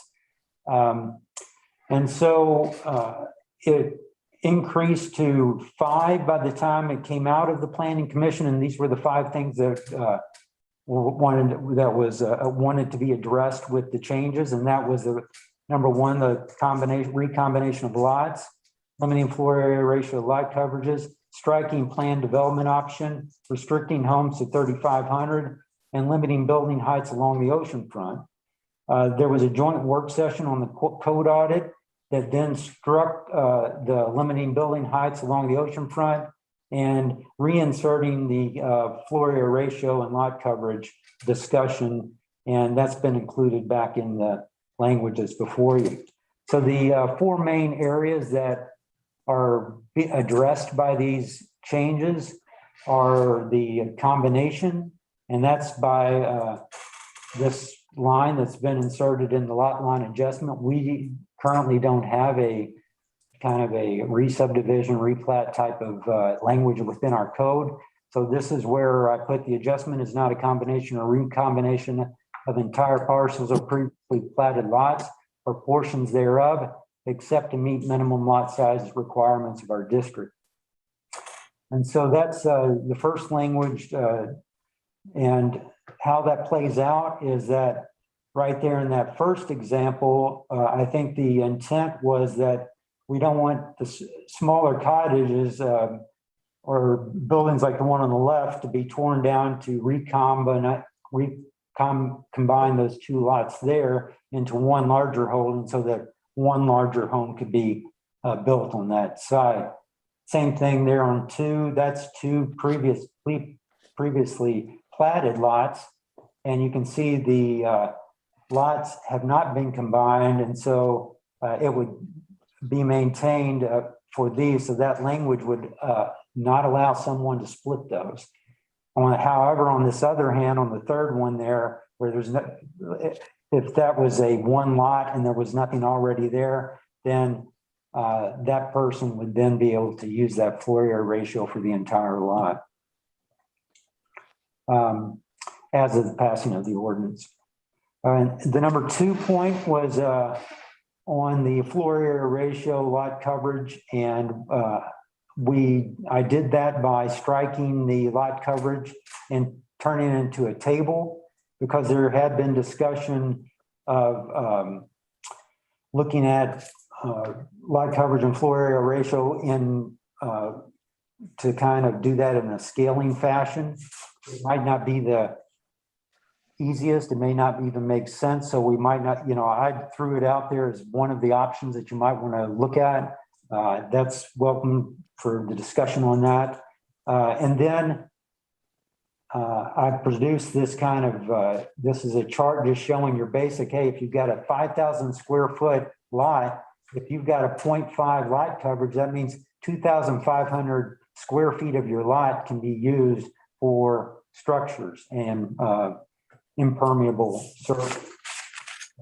Then there's that first dwelling unit and the second dwelling unit, FAR. That was to give those that were going to produce 2 homes or 2 units per lot, to give them a little bit more area to work with. And so that's what that first and second dwelling unit language means. And that first table there on the left, that's the current. So it's giving you the lot coverage that's currently for the RVL, RL, R1, and so on at 0.5, and then the current floor area ratios for each one of those districts. So that is also the third item was to strike the plan development. And so we've repealed that or taken that language out. And then 4, limiting it to 3,500. There were comments asking why 3,500. Like I said, we did start the discussion at 2,000. It's going up to 3,500. And you've got the data there in your staff report to kind of see, where that number falls. Currently, like I said, best guess estimate after taking that data and then thinking about how Clatsop County Assessor's Office doesn't include garages. I would say it's, roughly around 6-7% of the homes in Cannon Beach would be immediately affected by a 3,500 square foot. And that, of course, is in every one of the residential districts. We just struck that floor area ratio and put in the line about single family dwelling shall not exceed 3,500 feet in gross floor area. And this is just that chart again to show you how those numbers have kind of gone up over time.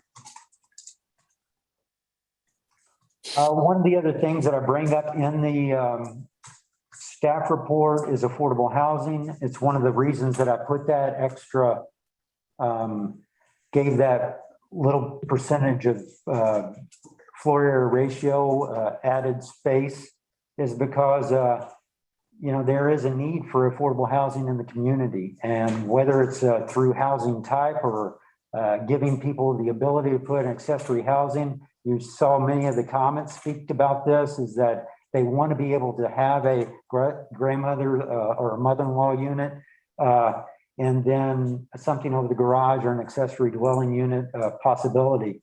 And so I want everyone to kind of keep that in mind with this language and these changes.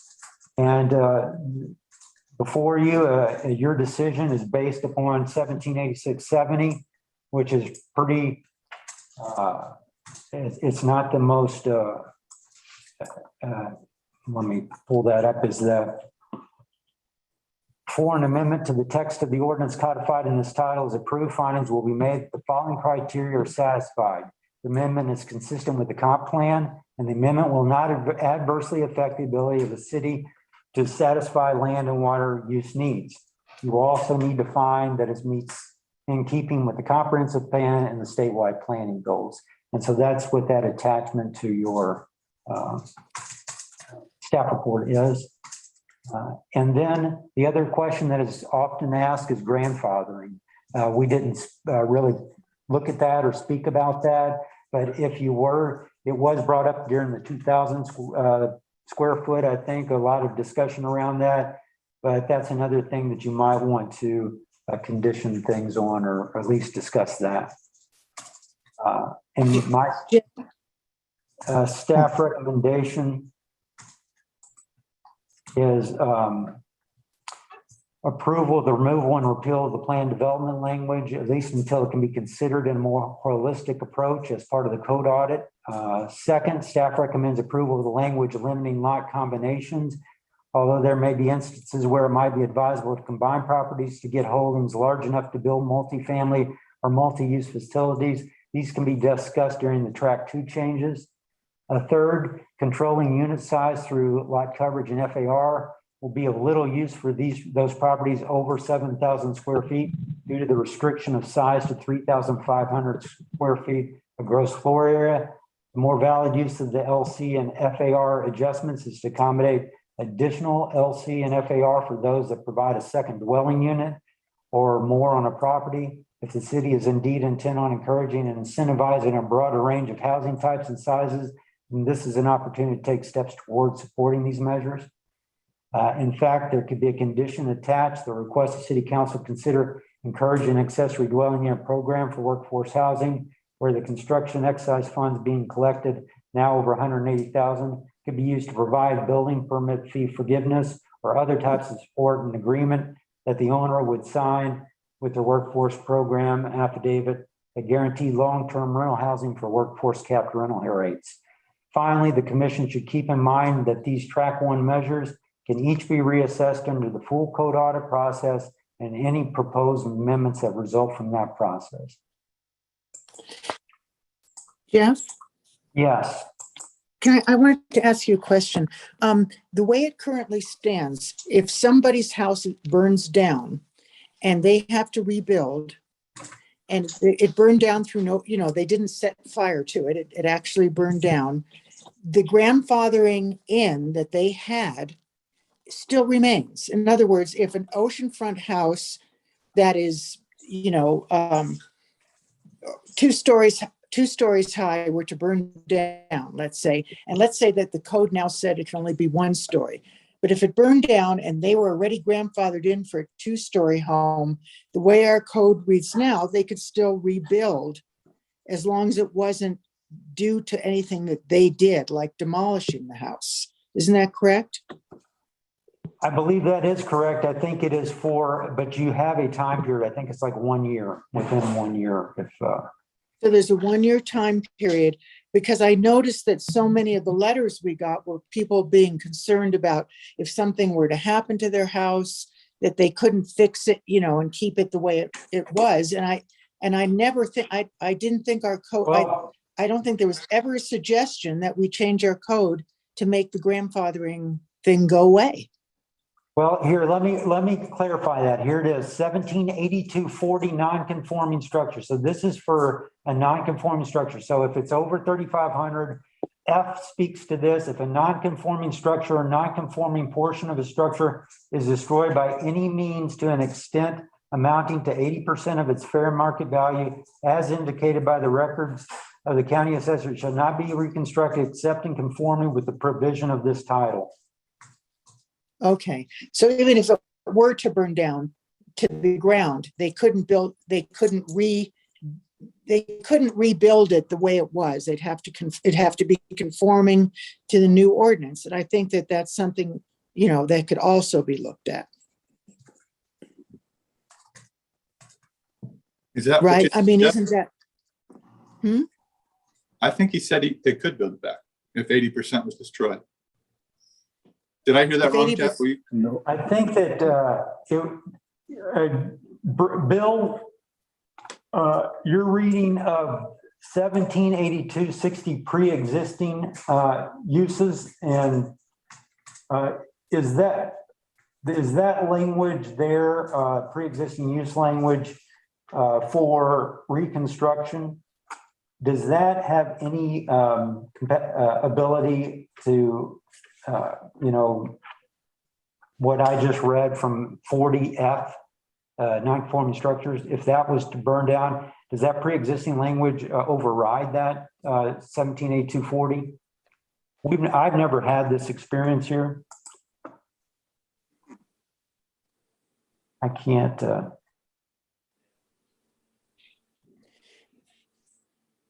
can't turn your mic on? We've lost our Zoom again.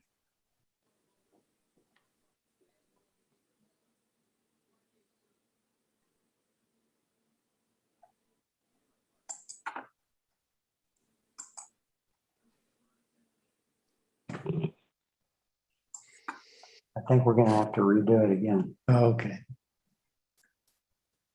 I think it's whenever we go to the share and screen options not working with this Zoom.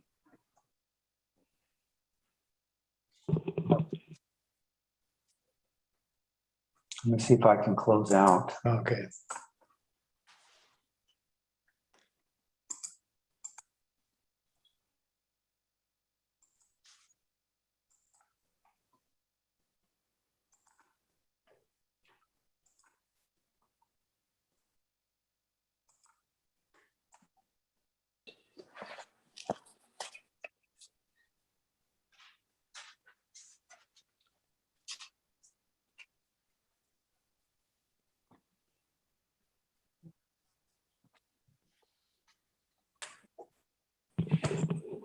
Okay. I think we're back. Yeah. Okay. Okay, great. All right, Bill, did you hear my question? No, he didn't. So I think you hit the primary one, which is 1782-040, that says if a non-conforming structure is destroyed by any means amounting to 80%, it's got to be reconstructed consistent with the current code. So destruction, fire, whatever it may be, current code. There is an exemption for pre-existing uses in 1782-060. And a pre-existing use is defined as a use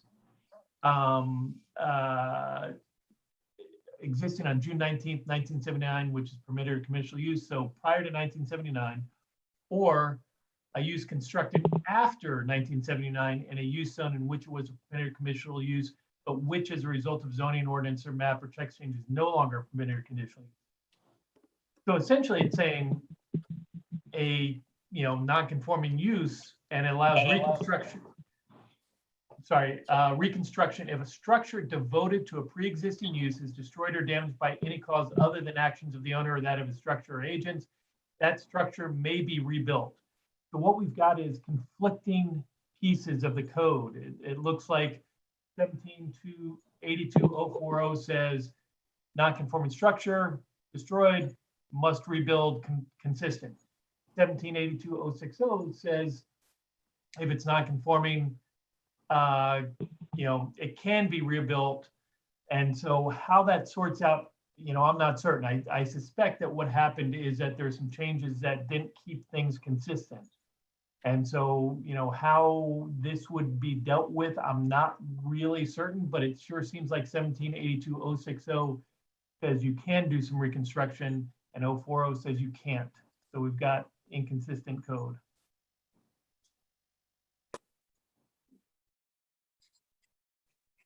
Welcome to my world. But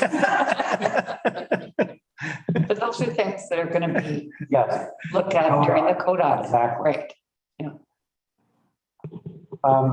And so now that we're back from, any other questions from me? That's a great question. Thank you for that.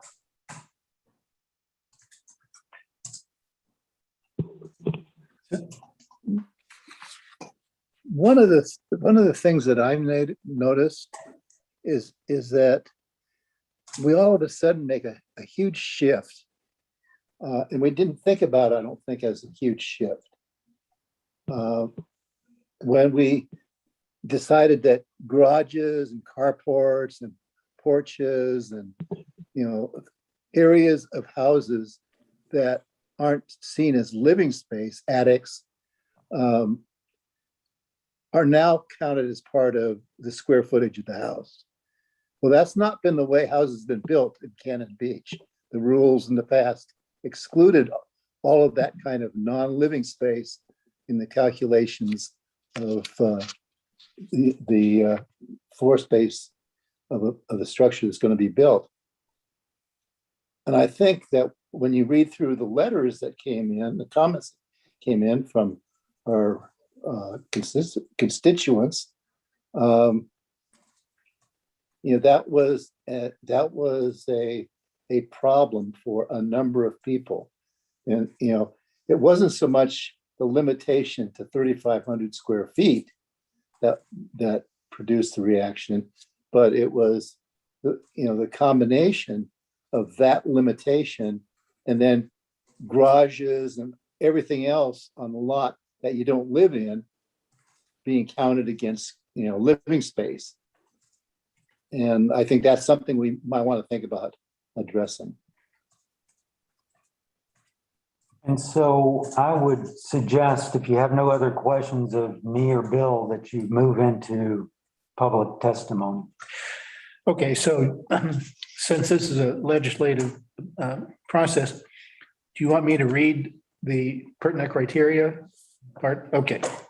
Pertinent criteria to be considered and noted in the staff report and listed on the criteria sheet on the meeting page of the city's website. Testimony, argument, and evidence must be directed towards that criteria or other criteria in the comprehensive plan or municipal code which the person testifying believes to apply to the decision. Failure to raise an issue accompanied by a statement or evidence sufficient to afford the decision makers and the parties an opportunity to respond to the issue precludes the appeal based on that issue. Prior to the conclusion of the initial evidentiary hearing, any participant may request an opportunity to present additional testimony, argument, and evidence regarding the application. The Planning Commission shall grant such request by continuing the public hearing, leaving the record open for additional written testimony, argument, and evidence.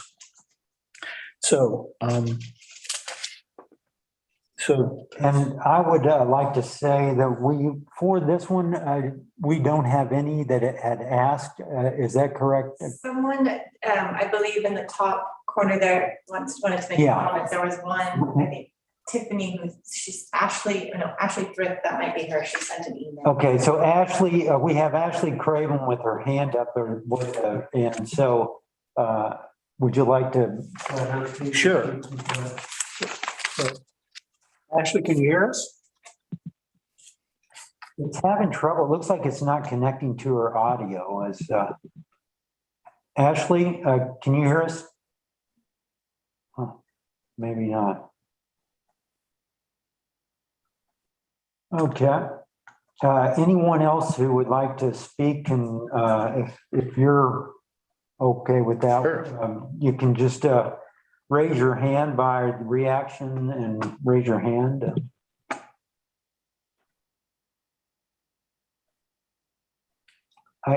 Ashley, we see your hand, but can you hear us? We can't. I've asked you to unmute, but it will not. Do you have yours on mute? It's looking like it's having trouble connecting.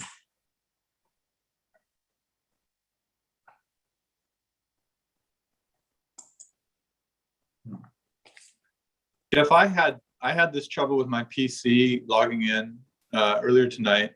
It may be an issue that we have to look at Okay. later. Well, I think here we go. I think we may have a new one here. Okay. Okay, just 1 second. Okay, now try it. Ashley? Ashley? I think I'm on my phone. Can you hear me through my phone? Like it's having trouble connecting. Okay.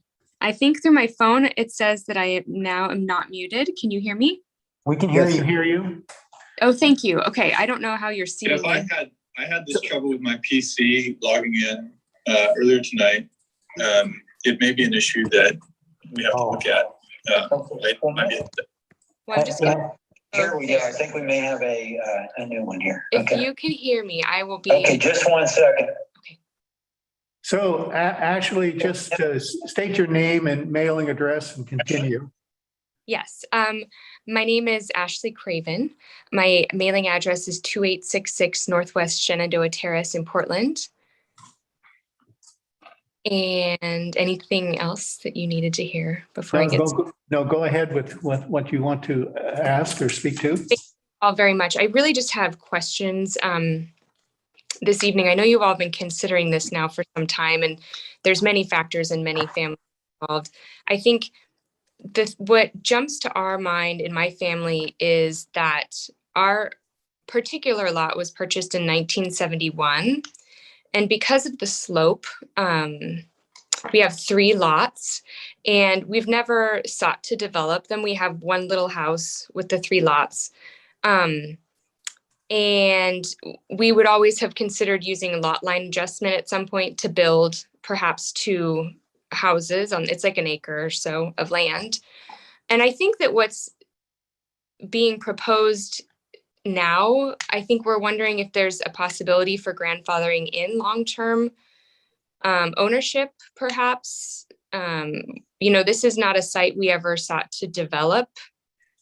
But we do have a little roundhouse on it that will fall down eventually. It was put there in 1972, if anybody knows the roundhouse. It was a prefab that my grandmother bought at the Portland Home Show and had dropped on the site. It is not a pinnacle of engineering. However, it is still there, so maybe it is. But, I think that we were just wondering if the planning committee had already considered or is willing to consider grandfathering in some of these more legacy lot line adjustment flexibilities, or things that I know are becoming more rigid as understandably the community changes. We're just wondering if it's ever been considered, would be considered that we could grandfather in flexibility for long-term property owners that haven't really taken the opportunity over the decades to develop on their site, but probably always counted on that ability. As the generations go, we have, to have a family reunion now in the roundhouse, we have to rent the Soda's house next door because we can't fit. It's a 2-bedroom house. And so, anyways, so I wanted to put that forth to say that, 3 bedrooms, even the 3,500 square feet rule isn't a challenging rule for our family. It doesn't, that's not a problem for us. I think the garage question is a good one. That does put a big squeeze, I think, on your usable square footage. And I appreciate that the council is already considering that. But that was just my question is, has that been considered? And where do you all sit with that? How do you feel about exceptions, I guess? We have Jackie Brown as well.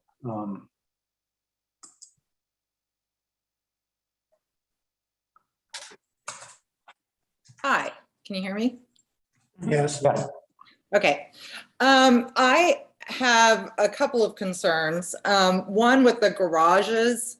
Have you considered that people will then not build garages and they will use that as extra home space, and then you'll have street parking issues? So that's one of my first concerns. Also, I think there's a lot of people, since this is a kind of a vacation town, there's a lot of people who have multi-generational homes that, I just think considering that, you might have large families coming for family reunions or whatever, that the size of the home, depending on how large your family is, I think 3,500 may be fine, but on certain lots. On other lots, that are like my lot is over 10,000 square feet. So, a bigger home on it seems more reasonable than on, say, a 5,000 square foot lot. I'm very concerned about if the house burns down. That's a big concern because it's a bigger lot, it's a bigger house, and it would seem strange to make it smaller on this size of a lot. I guess I could divide it into 2 lots and build 2 3,500 square feet houses, but I'm not sure we need that much space. And I think that it's something that couldn't you do with lot limits and lot size and setbacks and stuff like that instead of a specific size? It seems like you're, and height restrictions, I get that. That's, maybe reasonable, but why this specific size, I guess, is a question I would have. Thank you. Any others that would like to speak tonight? I said earlier, Will Rasmussen had asked to continue it, so this is something that we could continue to the. Right, right.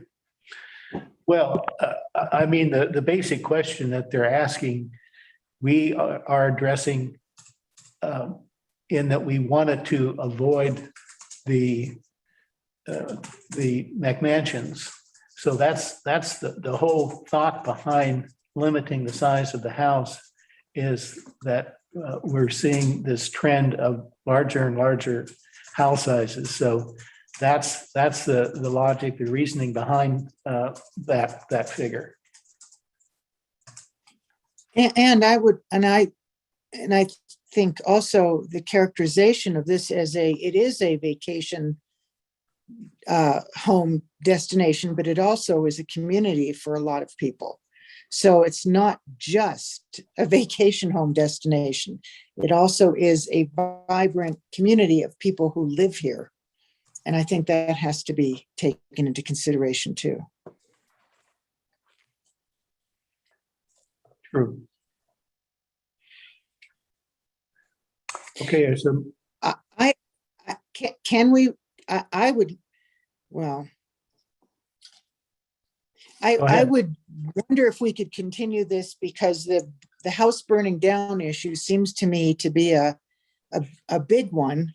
And I wondered if it's possible to get different scenarios of different kinds of language that would address those concerns.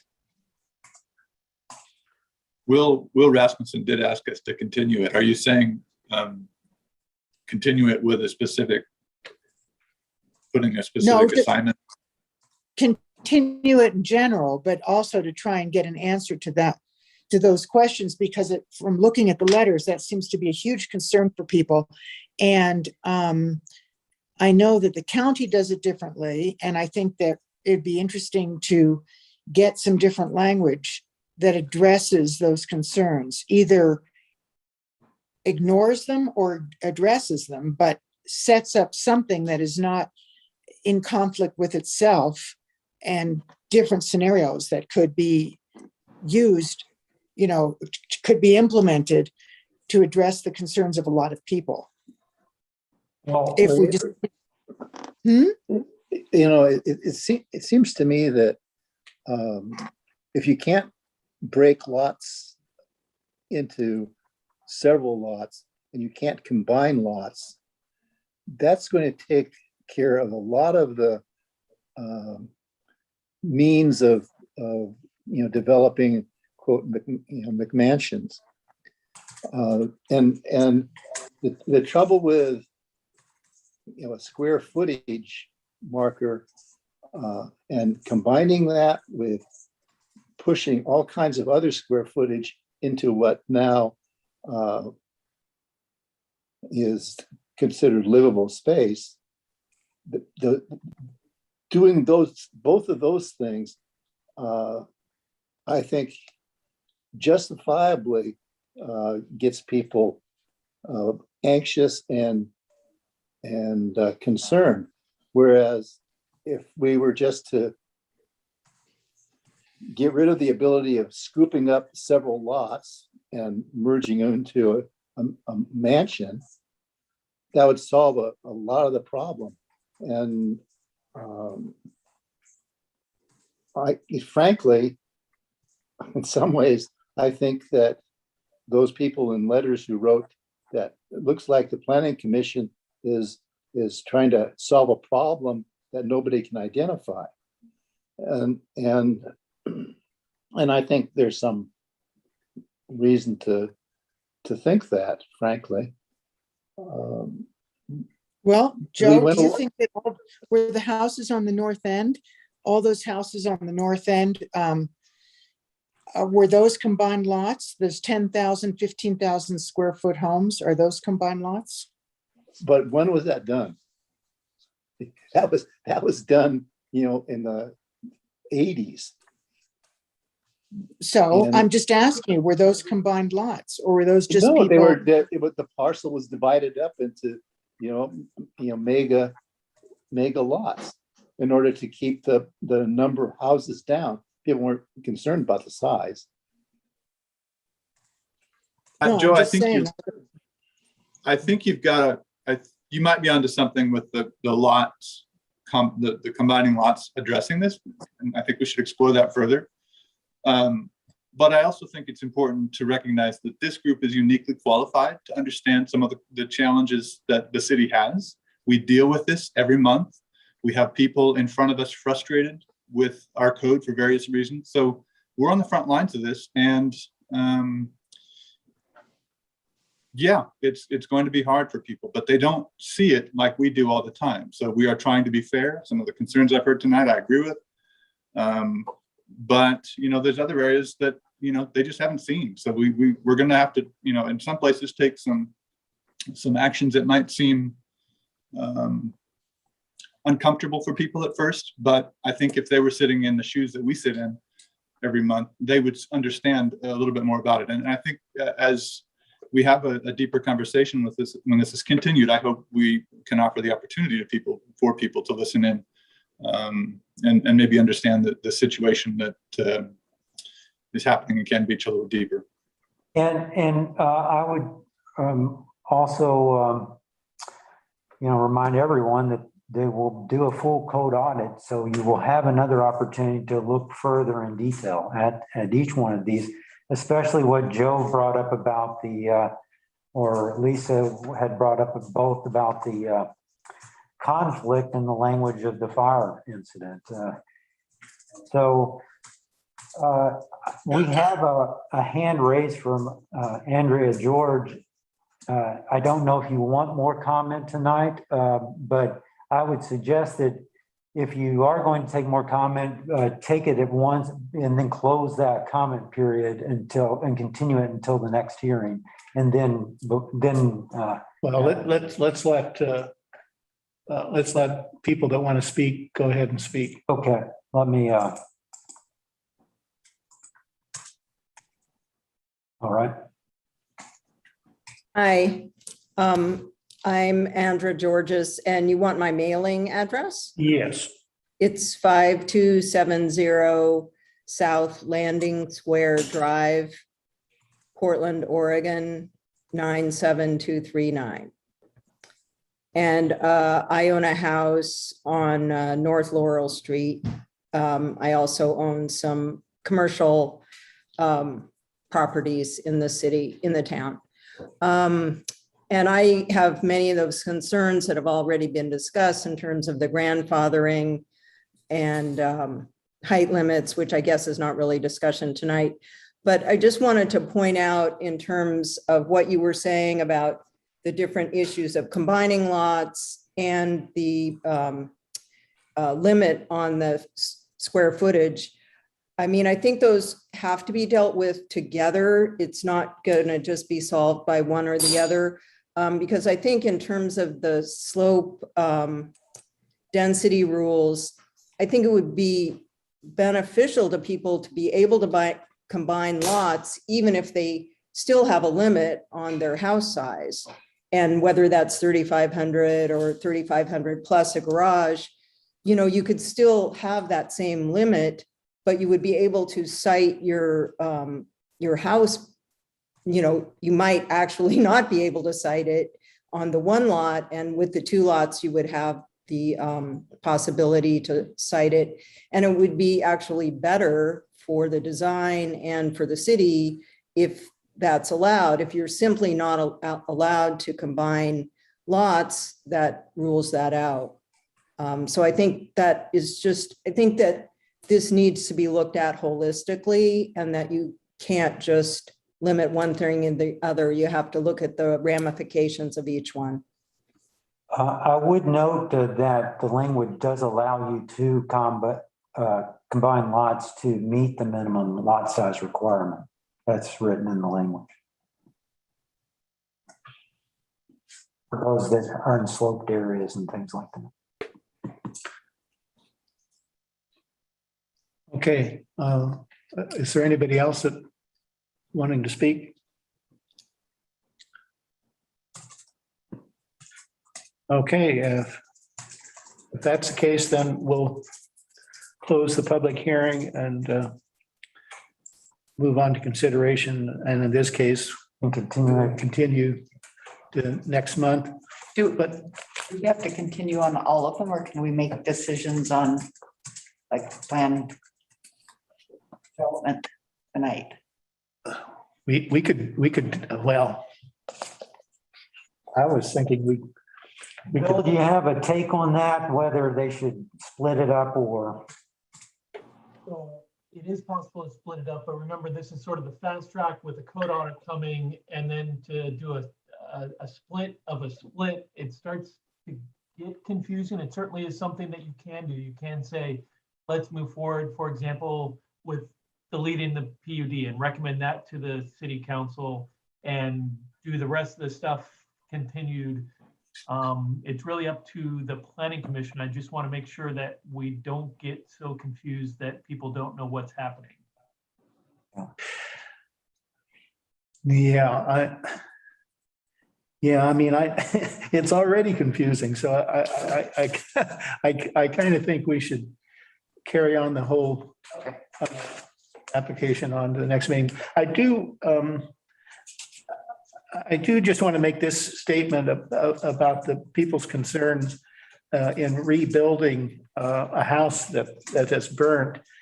I think it's, for most of us, certainly for me, I think we would all reasonably think that you could rebuild your house if it was burned down to what you had before. So whatever the language is in our code, I think that should be clarified so that it's understood that you can replace that. So, and I don't know if you do that with grandfathering in or what the language is, but to me, I think it's pretty clear that most people would say, yes, it burned down. I didn't burn it down, and I should be able to replace that. So, yeah, I share that feeling. Yeah. If that's the commission's direction, and maybe that's one of the things that that Jeff can work on, is bringing back language that would, clarify this in the non-conforming use portion and sort of knock that piece out early. So, basically give direction to what the commission wants to see at their November meeting, and we can, work on that and bring it back to you. Yeah. So from my understanding, you guys would like to clean it up to allow, it looks like the one does allow for you to rebuild, and that's what you guys would like to see. Okay.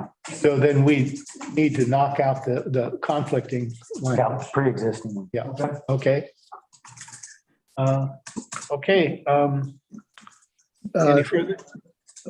Jeff, Yeah. I was curious if you have copies in your file of the guidebook to people who are trying to build a home here 15 years ago, 10 years ago, which was kind of a composite of restrictions and suggestions and so forth, coming, built on the comprehensive plan and the code. But it was simplified some. And I thought that was a really wonderful guidebook to how to get through the various minutia of building in Cannon Beach when I was building. And I was wondering if you still have access to that. I haven't seen a copy of that for some time.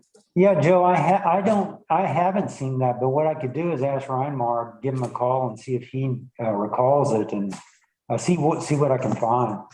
Well, it was the Bible 10 years ago. Okay, yeah, I'll look into that. It was really helpful.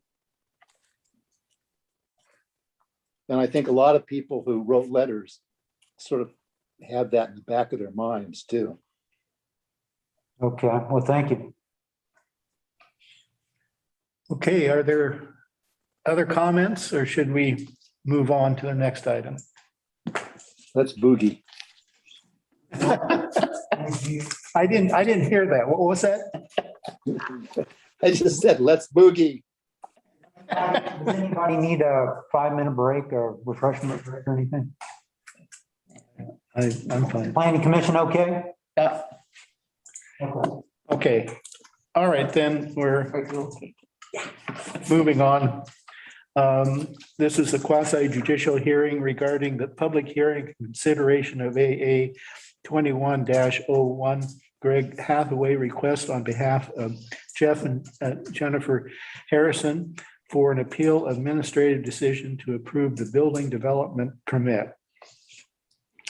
AA 2101 Jeff and Jennifer Harrison appeal of the city's approval to issue a development building permit for 544 North Laurel Street.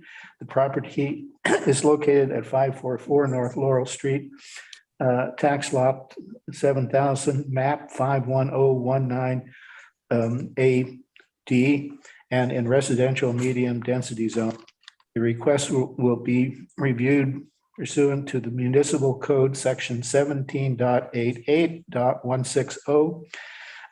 Review consisting of additional evidence and the novel review and application section of the zoning ordinance. Conditions of approval of the city preservation plan development subdivision and approved plat. Does anyone object to the jurisdiction of the Planning Commission to hear this matter at this time? Does any commissioner member believe he or she has a conflict or interest or a personal bias? Has any commissioner member had an ex parte contact or made a site visit? Site visit. Okay, staff report.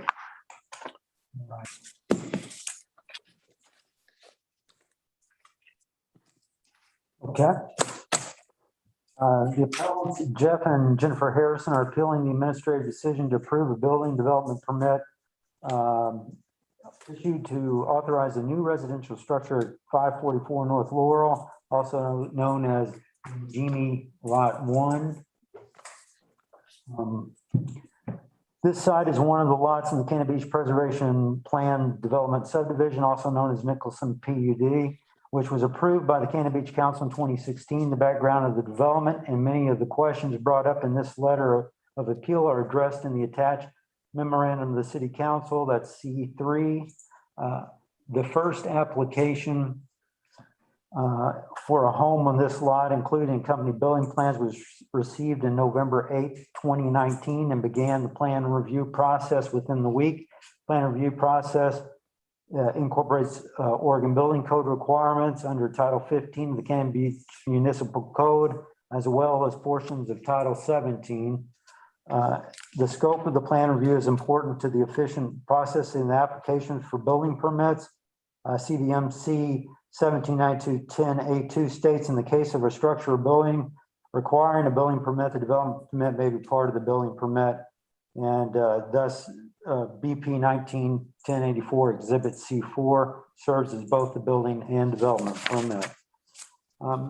Staff corresponded with the GB representatives over a number of months and a number of revisions of the first application, set of plans that meets the conditions of approval. Plat specifications agreements were produced and approved, and that's Exhibit C5.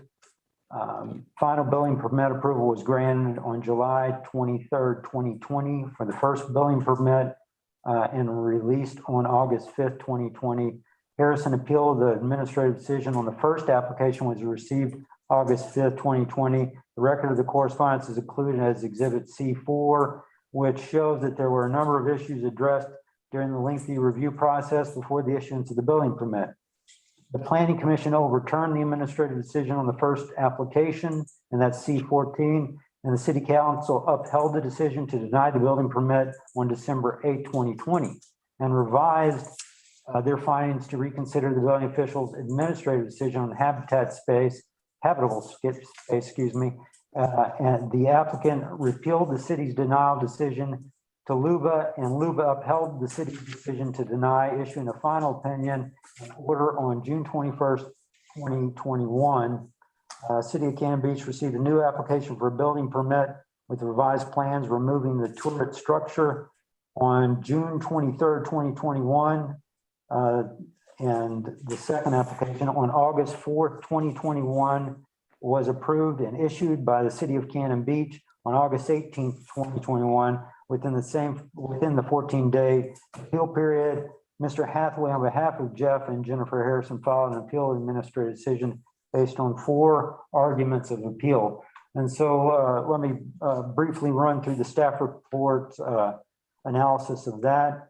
Item number 1, I'm not sharing screens because we've had such difficulty. And in fact, I've lost, once again, we may have to zoom out, lost some Zoom capabilities here, but number 1, FAR limitation in the law. First, the appellants argue that the line for loft is left blank. The existing top-story garage loft contains 200 square feet of floor space that must be counted. If correctly counted, the FAR worksheet would reflect 61.2% coverage, violating the 60% maximum FAR.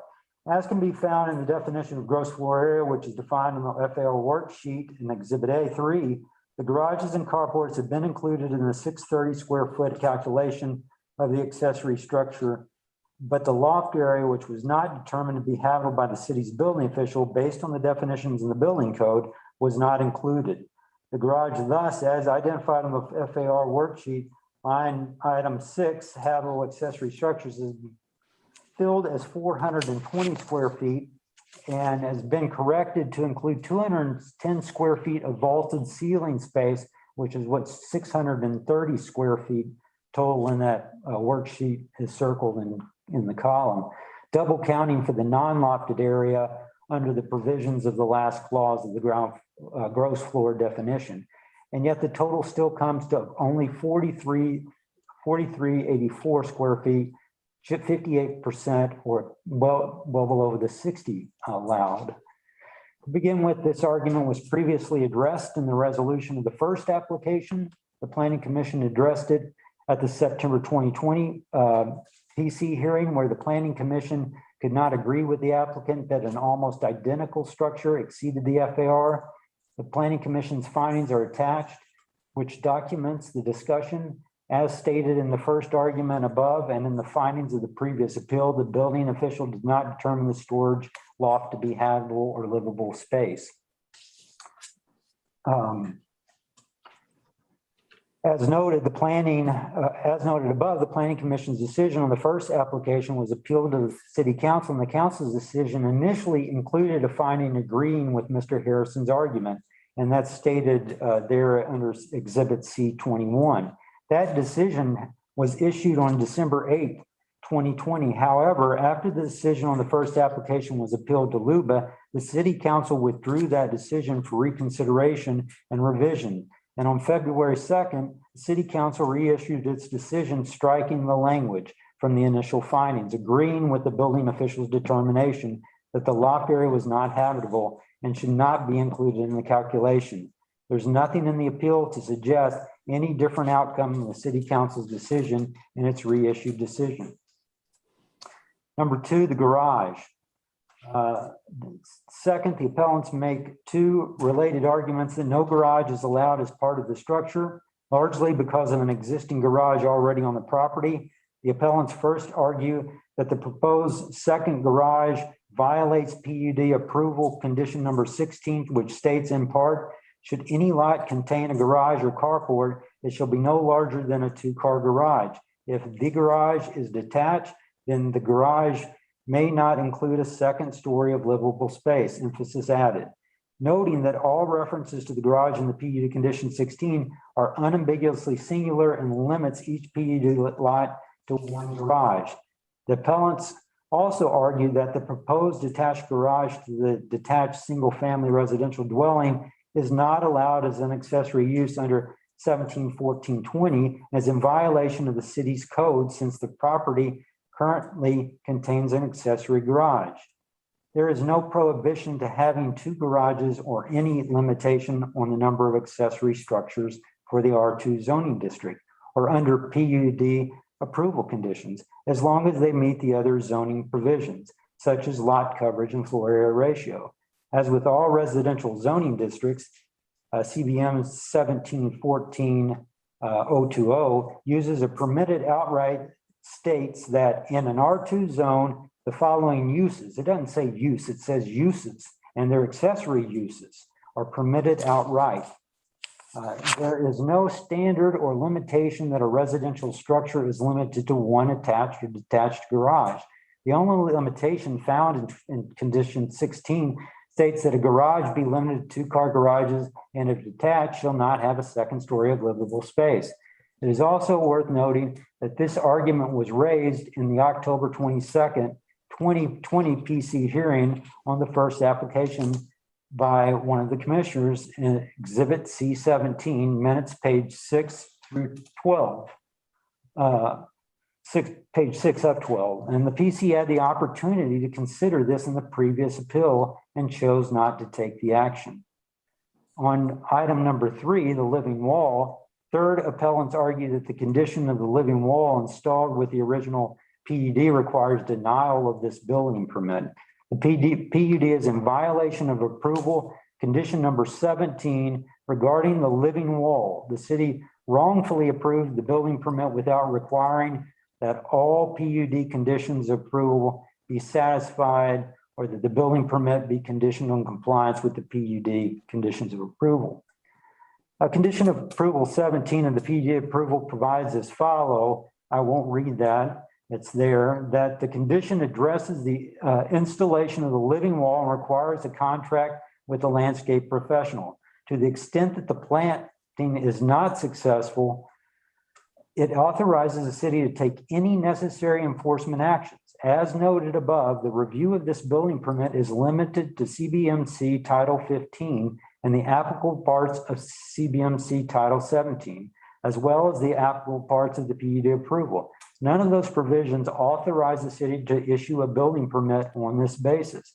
The city may take enforcement action under its code, but that does not extend to allowing it to refuse to issue building permit that otherwise meets the rest of the code and the PUD.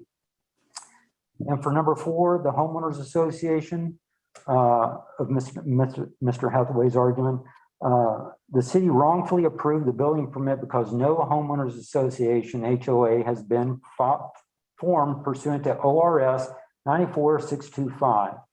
The appellants do not identify the source of authority for the city to require the establishment of a homeowners association for the PUD. Presumably, it is because of the provision in the city's PUD ordinance that a HOA is required under CBMC 1740-30G2 whenever a PUD contains commonly held outdoor living area. However, in the city's review of the final plan for the PUD in 2016, City Council explicitly concluded that no homeowners association would be required for this PUD. See Exhibit C1, pages 7 through 8. LUBA was clear in its resolution of the appeal of the first application that the city had no authority to apply PUD standards to this application for a building permit. Accordingly, the city does not have the authority to require the establishment of a homeowner association in its review of this building permit. Conclusion, this application for a building permit comes with a lot of history, both in the review of the planned unit development as well as a house on this lot. Whether there's agreement over past decisions or not is not the point. The city cannot revisit decisions that were made as part of the PUD process.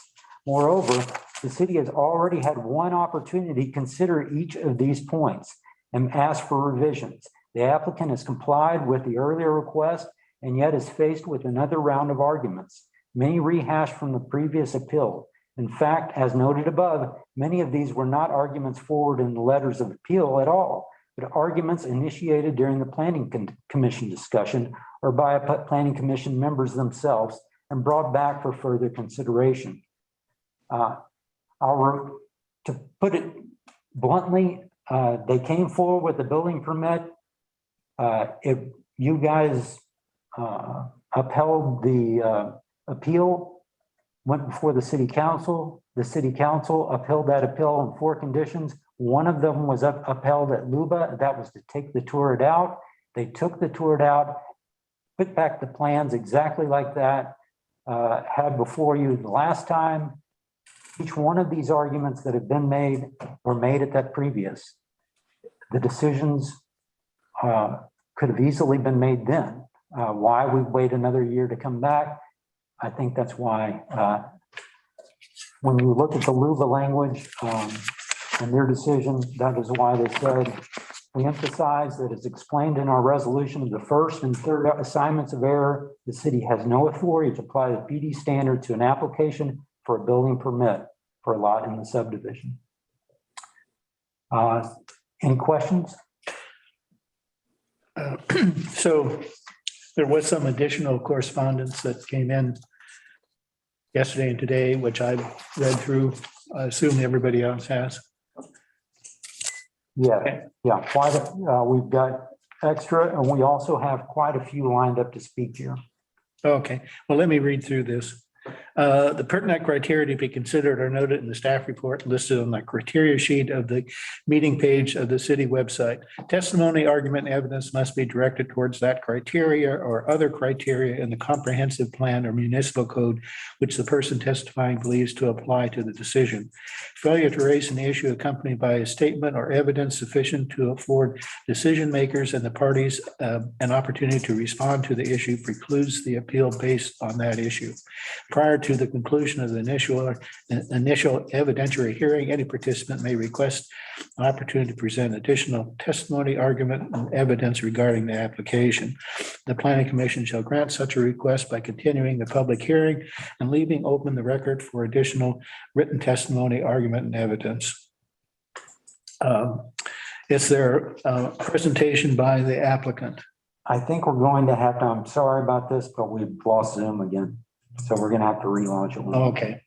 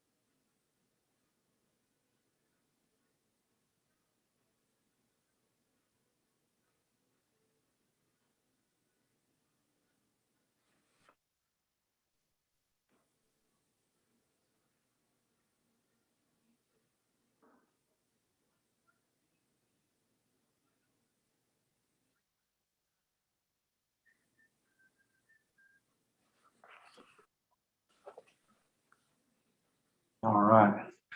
Okay.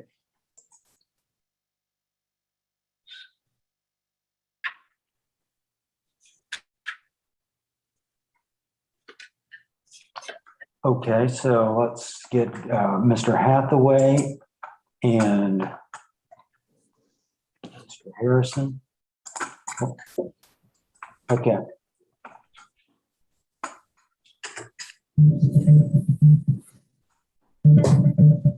I think I'm unmuted. Good evening, Mr. Chair and members of the Planning Commission. My name is Greg Hathaway. I'm an attorney at the law firm of Hathaway Larson at 1331 Northwest Lovejoy Street in Portland, 97209. And I represent Jeff and Jennifer Harrison with regards to the appeal that your staff just went over and gave a staff report for. As you know, the Harrisons live adjacent to the property that was issued the building permit. The way we're going to make our presentation tonight is I'm going to review with your Planning Commission the 4 appeal issues that are in Mr. and Mrs. Harrison's notice of appeal. I'll review each one of our arguments, why we believe that the city does not have the authority to issue this particular building permit. And then after I'm through, Mr. Harrison is going to provide you some brief remarks. I will then follow with a very short conclusion and then reserve time for any rebuttal.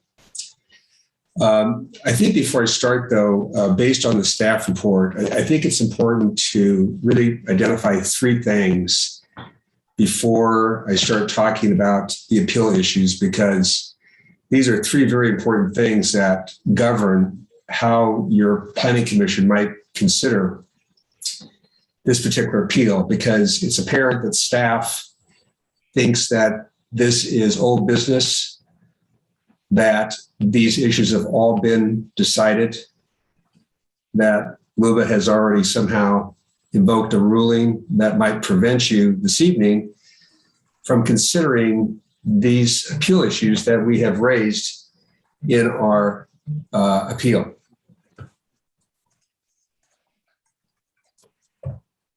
So I want to review with you three things that I think addresses some comments made by staff as to the authority that your planning commission has tonight in this appeal. The first one is this is a de novo review of a brand new building permit request, a brand new building permit decision by Cannon Beach staff, and a brand new appeal. Raising issues that it's entitled to under your code to raise when the city issues a building permit. So it's our position that we disagree with staff. You're not bound by anything that happened in the past. What you're bound to is what's in front of you tonight with these appeal issues.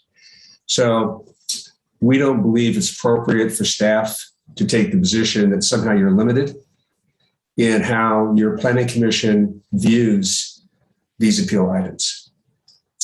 The second preliminary matter is the comment by staff to the LUBA decision. And that LUBA decision that he read, I don't disagree with, but it's not applicable here in this hearing. Staff read a passage from the LUBA opinion that said that the city is prohibited from applying PUD standards in the review of a building permit application. I don't disagree with that. But that's not what's happening with these appeals. We're not talking about asserting an appeal issue that somehow the issuance of this building permit violates a PUD standard. What we're arguing is that the issuance of this building permit violates conditions of approval of the PUD. That's entirely different than applying PUD standards, which is what the LUBA text noted in this decision. And again, I agree with that, but that's not what's happening in these appeals. The appeals that we're talking about, at least the three appeal items, the first three, deal with what we believe to be violations of the PUD conditions. Now, what's important about my second preliminary matter is that the staff, this is my third point, the staff has recognized that this building permit that gets issued at the city is also known as a development permit. So it's a building permit and a development permit as recognized in your city code. And staff recognizes, and I've talked to Mr. Cabaisman about this, is that the city is required, when it issues a development permit, or a building permit in this case, to determine whether or not the request violates any conditions of approval, like the conditions of this PUD approval. And that's why we believe the appeal issues that are before you, you have the ability to review everything de novo. You're not limited by a LUBA decision. And you actually have the requirement and authority as the city to make sure that if this building permit gets issued by the city, it better comply with conditions of approval, whether they're PUD conditions of approval or any conditions of approval.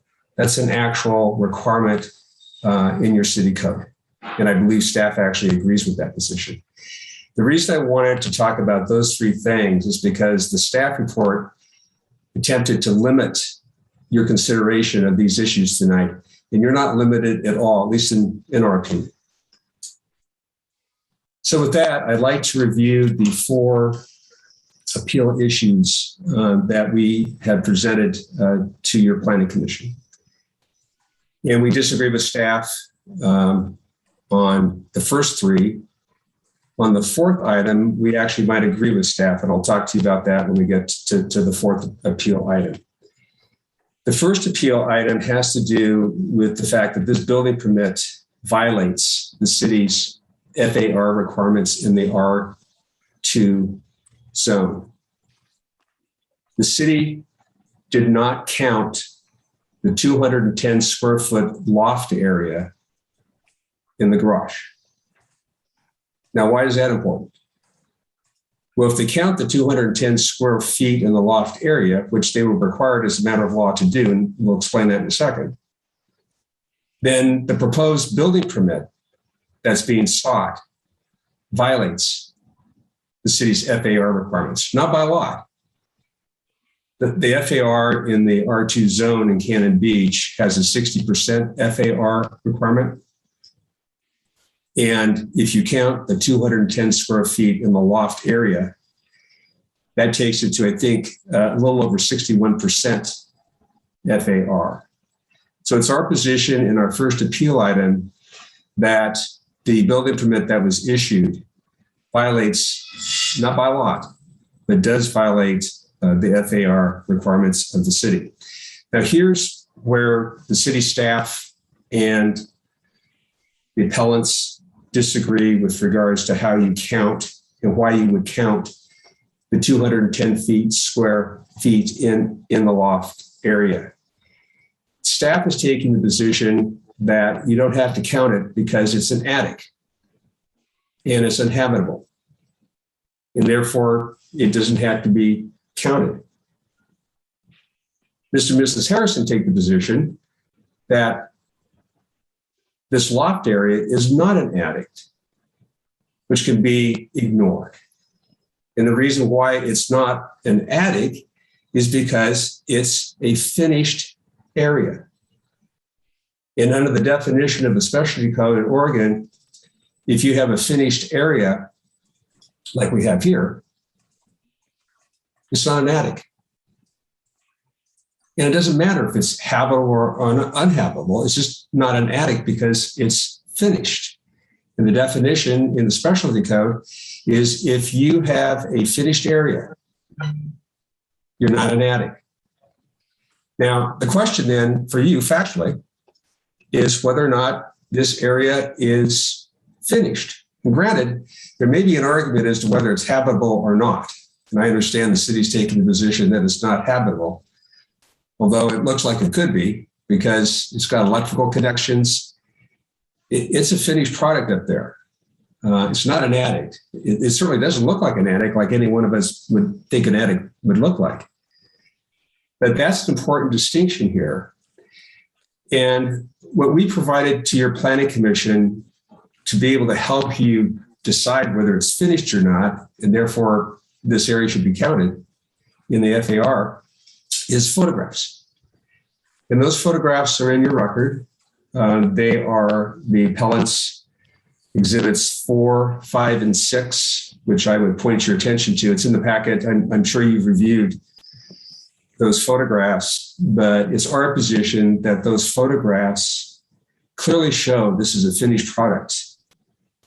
And granted, it's arguable whether it's habitable or not. And we're not disputing staff's position that it's not habitable, but we are disputing the fact that this is not an attic. It's a finished product. And under the codes, the city was required to count this area in its FAR calculation. You know, when you look at this issue, it can get kind of confusing about should you count it or shouldn't you count it? But based upon the way we look at this and the facts that this is a finished area that does not qualify as an attic, it's part of the garage. In fact, the plans say this is a second story area. It's not an attic. It's not even noted as an attic on the plans. As a result, as a matter of law, in our opinion, it had to be counted, the extra 210 square feet. As a result, if it's counted, it violates the city's FAR. And so we believe that we have very strong legal justification for your planning commission to support our first appeal issue. I'd like to talk about the second appeal issue. That has to do with the issue of whether or not we have one garage on the property or can have more than one garage on the property. Our second appeal issue invokes condition number 16 of the PUD.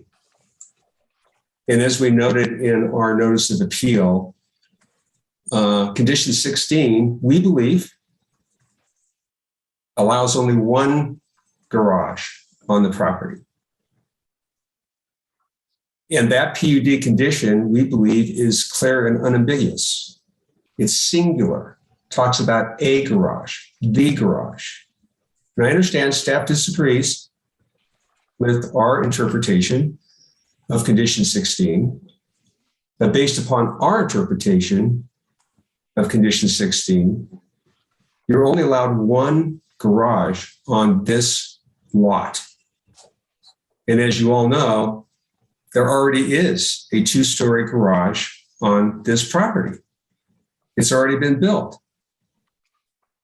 So this building permit is requesting a second garage attached. Now, this issue isn't up to the staff or to the appellate about what condition 16 means. That's the job of the Planning Commission. Planning Commission has the authority tonight to interpret condition 16 for themselves and determine whether or not, based on their interpretation, that condition 16 is singular, allows only one garage on this property. And if in fact you interpret that only one garage is allowed, and there's already a two-story garage on this property, then the proposed attached garage is not allowed under condition 16. If the city were to allow the second garage, in our opinion, it would violate that condition. But that is within your authority to interpret that condition to determine whether or not staff is right or whether the appellants are correct that the PD condition 16 only allows one garage. Now, in the alternative, as we've noted in our appeal, we note that it's our opinion, based on our interpretation of your code, that there's only one accessory garage allowed to serve a primary use of the property, which in this case is single-family residential. It's pretty typical that accessory uses are things that are common. That's why they're accessory, they're allowed, they're permitted by code. So when somebody builds a single-family home, an accessory use is an attached garage. That's pretty straightforward. But the facts here on this property are unique. They're not your normal run-of-the-mill facts dealing with, someone applying for a single-family home and wanting to build an attached garage to that home because you already have a two-story garage on this property. It doesn't even belong to the property owner that we're talking about. It belongs to the next-door neighbor. So it's our position that your planning commission has the authority to interpret your own code. And the section is cited in our appeal for you to interpret whether or not your code allows for more than one garage on the property. We don't think it does. But again, it's not up to staff or us to make that interpretation. That's within your authority as Planning Commission to make that interpretation and apply it to the facts based upon what's being proposed with this building permit. Now, if you decide, as I pointed out in our appeal, if you decide that your code allows for the second garage as an accessory use to the primary use of the property, then the second garage that currently exists is a zoning violation. Why is this a zoning violation? It's a zoning violation because your accessory use provisions that we just talked about says you can have an accessory use to serve the primary use of the property. What's the primary use of the property here? It's the single family residence that's being applied for. That's the primary use of the property. The problem is that this two-story garage was allowed by the city to not serve the primary use of this property. It was to serve the adjacent property. That's a zoning violation. That's not allowed by your code. Should never have been allowed in the first place, but it did. So if in fact your planning commission decides that there can be two garages on this particular property, it's our position that the second garage, in this case, the Harding's garage, is in fact a zoning violation because it doesn't serve the requested single family home. Now, I will say this because I put this in the appeal and I requested that the planning commission, if it chose to interpret your code, that more than one garage is allowed, that you also determine that that second garage, the existing two-story garage, constitutes a zoning violation. And you can certainly do that. But that's not really before you tonight. That's our position. If you want to take a position, you certainly can. I think that's a separate matter, probably outside this appeal.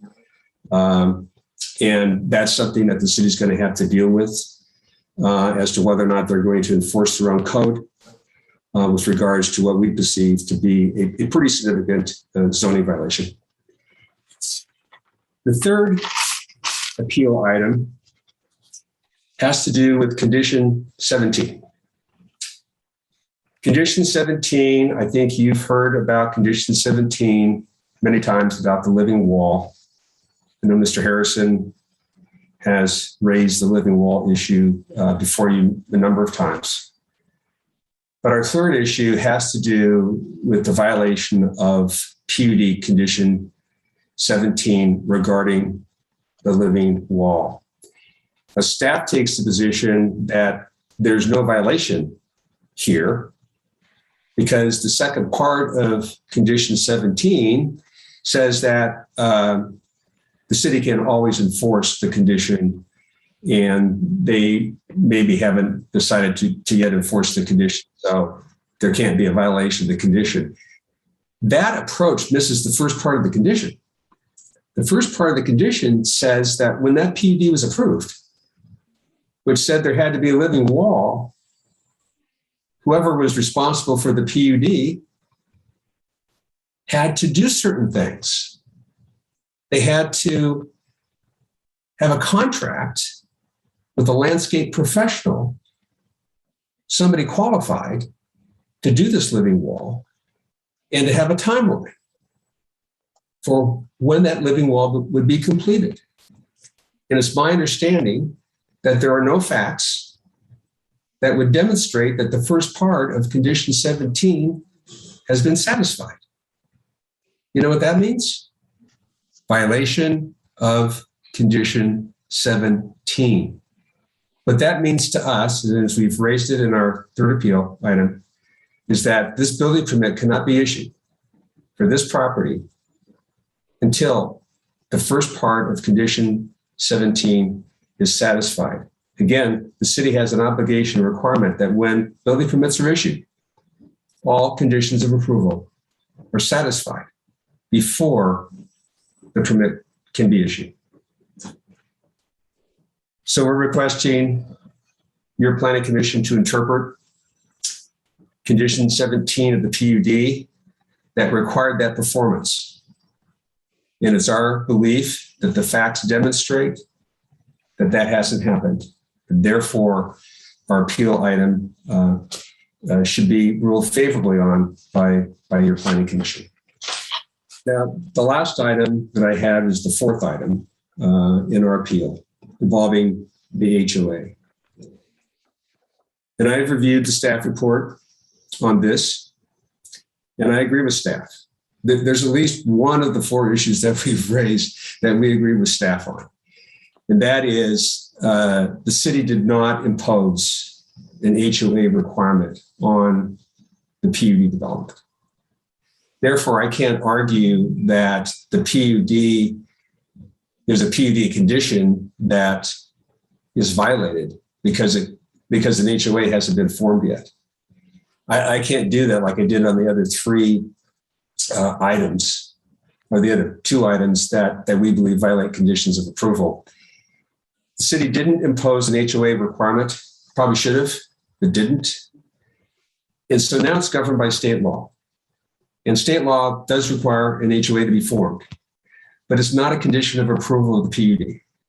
So I agree with staff that you don't have really any legal grounds to enforce that under our appeal item number 4. And as a result, we will withdraw our fourth appeal item because we do agree with staff.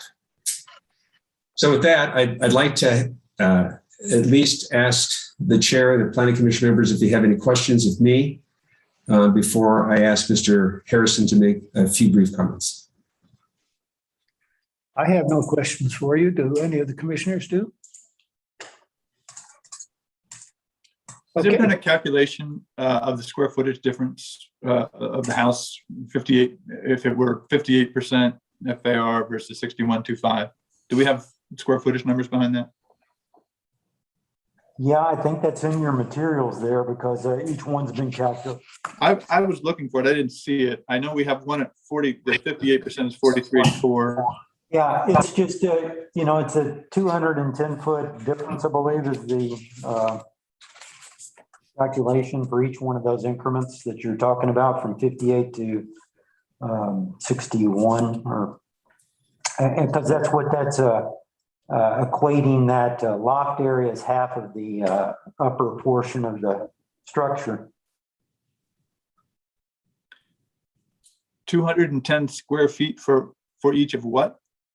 So it's 420 square foot footprint. And so 210 square feet of the upper portion has been included because it's a vaulted ceiling. The other 200% is not included in the number because it was deemed non-inhabitable by our building official. And so it did not include. But I was just curious about gross square footage. It's not horribly important in the big picture.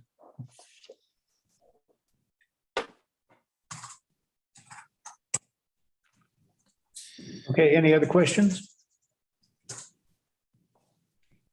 Okay, if that's the case, Jeff Harrison, are you there?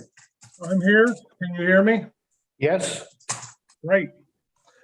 Good evening. Jeff Harrison, P.O. Box 742, Cannon Beach. Tonight, I represent myself and my wife, Jennifer Harrison. Our home is on North Laurel, directly across from the Nicholson PUD. We are disappointed that another appeal of another administrative decision was necessary. This is not what City Council envisioned when they approved this PUD, and it is not right for our neighborhood or Cannon Beach. Although I know I may disappoint any of you who were looking forward to another lengthy presentation from me on this, I will be brief tonight. We have, of course, known since 2016 that houses will be built on the Nicholson PUD, but we thought the city would make the best of a bad situation going forward.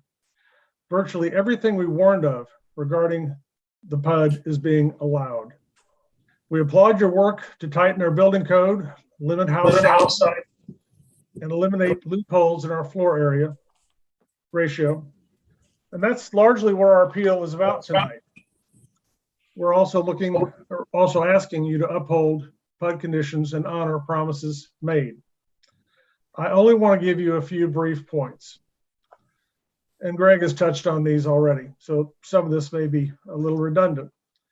Number one, regarding the floor area calculation of the Harding Garage second floor. The first floor of this building is now being counted properly in the floor area calculation worksheet.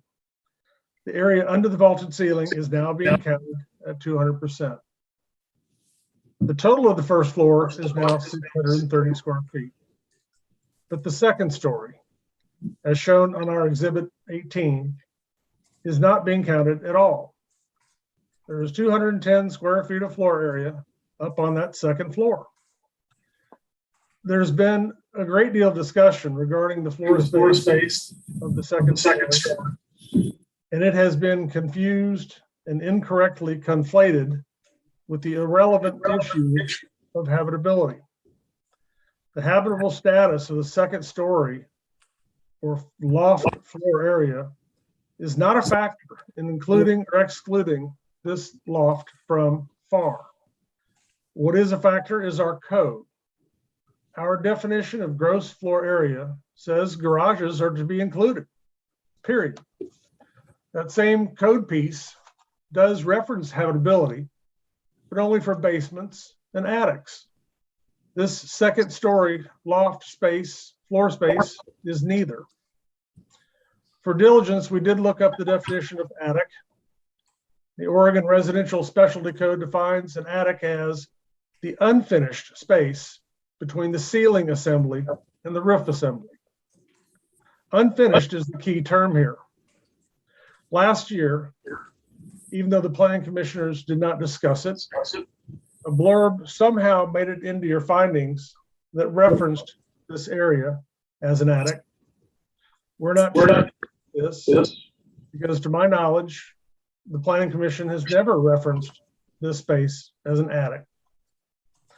Staff says they see no changes from last year's look at this and therefore see no reason for a different outcome. We disagree. We do see a reason and a difference. The difference is this time you have pictures. Our exhibits 4, 5, 6, 7, and 8 of this floor space and the building. Now you can see the finished walls, finished ceilings, finished floors, skylights, windows, electrical. These finishing features disqualify this space as an attic. You get to make the determination that this is not an attic space and therefore habitability is not a factor. It's floor space and it must be counted in the floor area ratio. There's no exclusion for this space. During council proceedings last year, Planner Adams even said habitability has nothing to do with FAR when asked by Councilor Risley. Please see our exhibit 17, which was submitted today on that. Regarding the second garage, existing garage represents at least one zoning code violation, probably more. But for now, the existing garage is there. And PUD condition number 16, while not written as clearly as it could have been, does clearly reference garages in the singular 5 times. It never references multiple garages. It's only one garage per lot. Last year, Commissioner Newton stated that he did read condition 16 as limiting each lot to one garage. We agree with Commissioner Newton and hope the rest of you do too. But even if this was not a planned unit development, how many garages do you want to allow on any lot in Cannon Beach? If 2, why not 3 or 5? Regarding the non-living wall, another year has passed and we're still waiting. Sword ferns and a homegrown effort aren't going to cut it. The time is long past for the city to do what it promised, enforce the approval condition? Where is the executed contract with a landscape professional? All we've seen is an unsigned estimate that was submitted from a person who mows lawns, not a landscape professional. And he didn't even have a business license. One brief correction on that, Planner Adams refers to the document submitted by Nicholson as an invoice, but it clearly shows as an estimate. We recently read the city's charter and noted in chapter 5, section 22, our city manager is, quote, responsible for the enforcement of all ordinances and responsible for the enforcement of the permits and privileges granted by the city. Mr. St. Dennis, we would like to see you do that here. Lastly, we have a question for Planner Adams.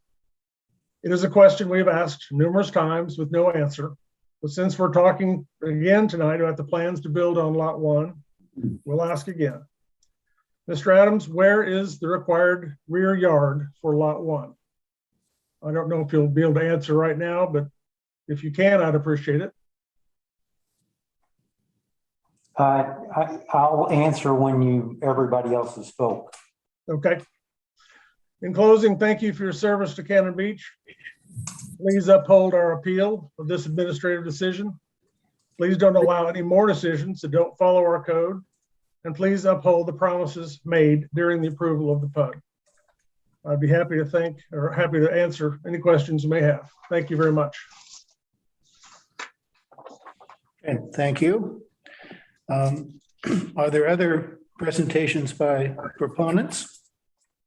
Mr. Chair and members of the Planning Commission, again, Greg Hathaway for the record. I just wanted to make this one last comment before we close our presentation. First of all, we'd like to reserve time for any rebuttal that you might give us. And also, we'd like to have this continued under 197.763, and also request the opportunity to file a written final statement, which is authorized by ORS 197.763. So I want to make sure that was stated for the record. Thank you very much. Okay, any other proponents? Okay, I do not know. Jan, are you there?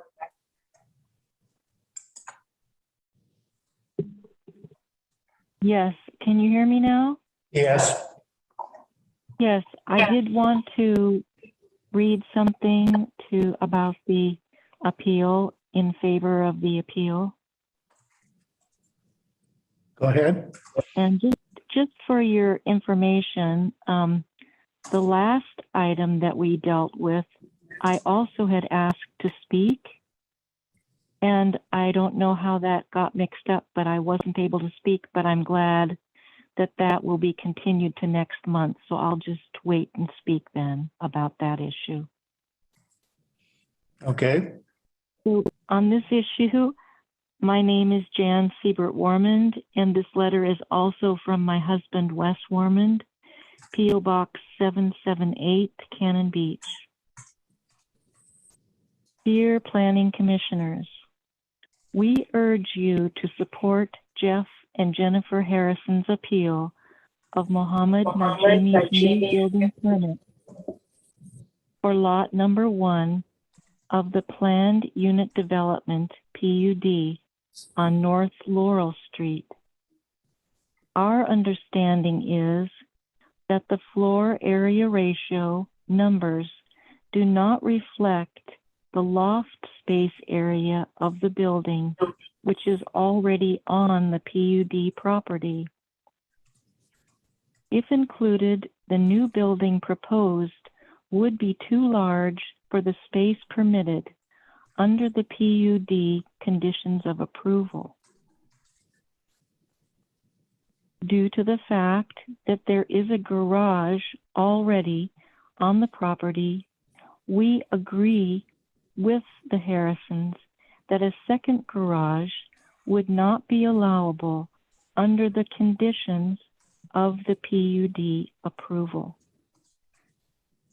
And finally, the living wall still appears to need the design, guidance, and care of a professional landscaper, which was a condition of the PUD agreement. This needs to be enforced by the city. Thank you for your time and consideration. Okay, thank you. Any other proponents?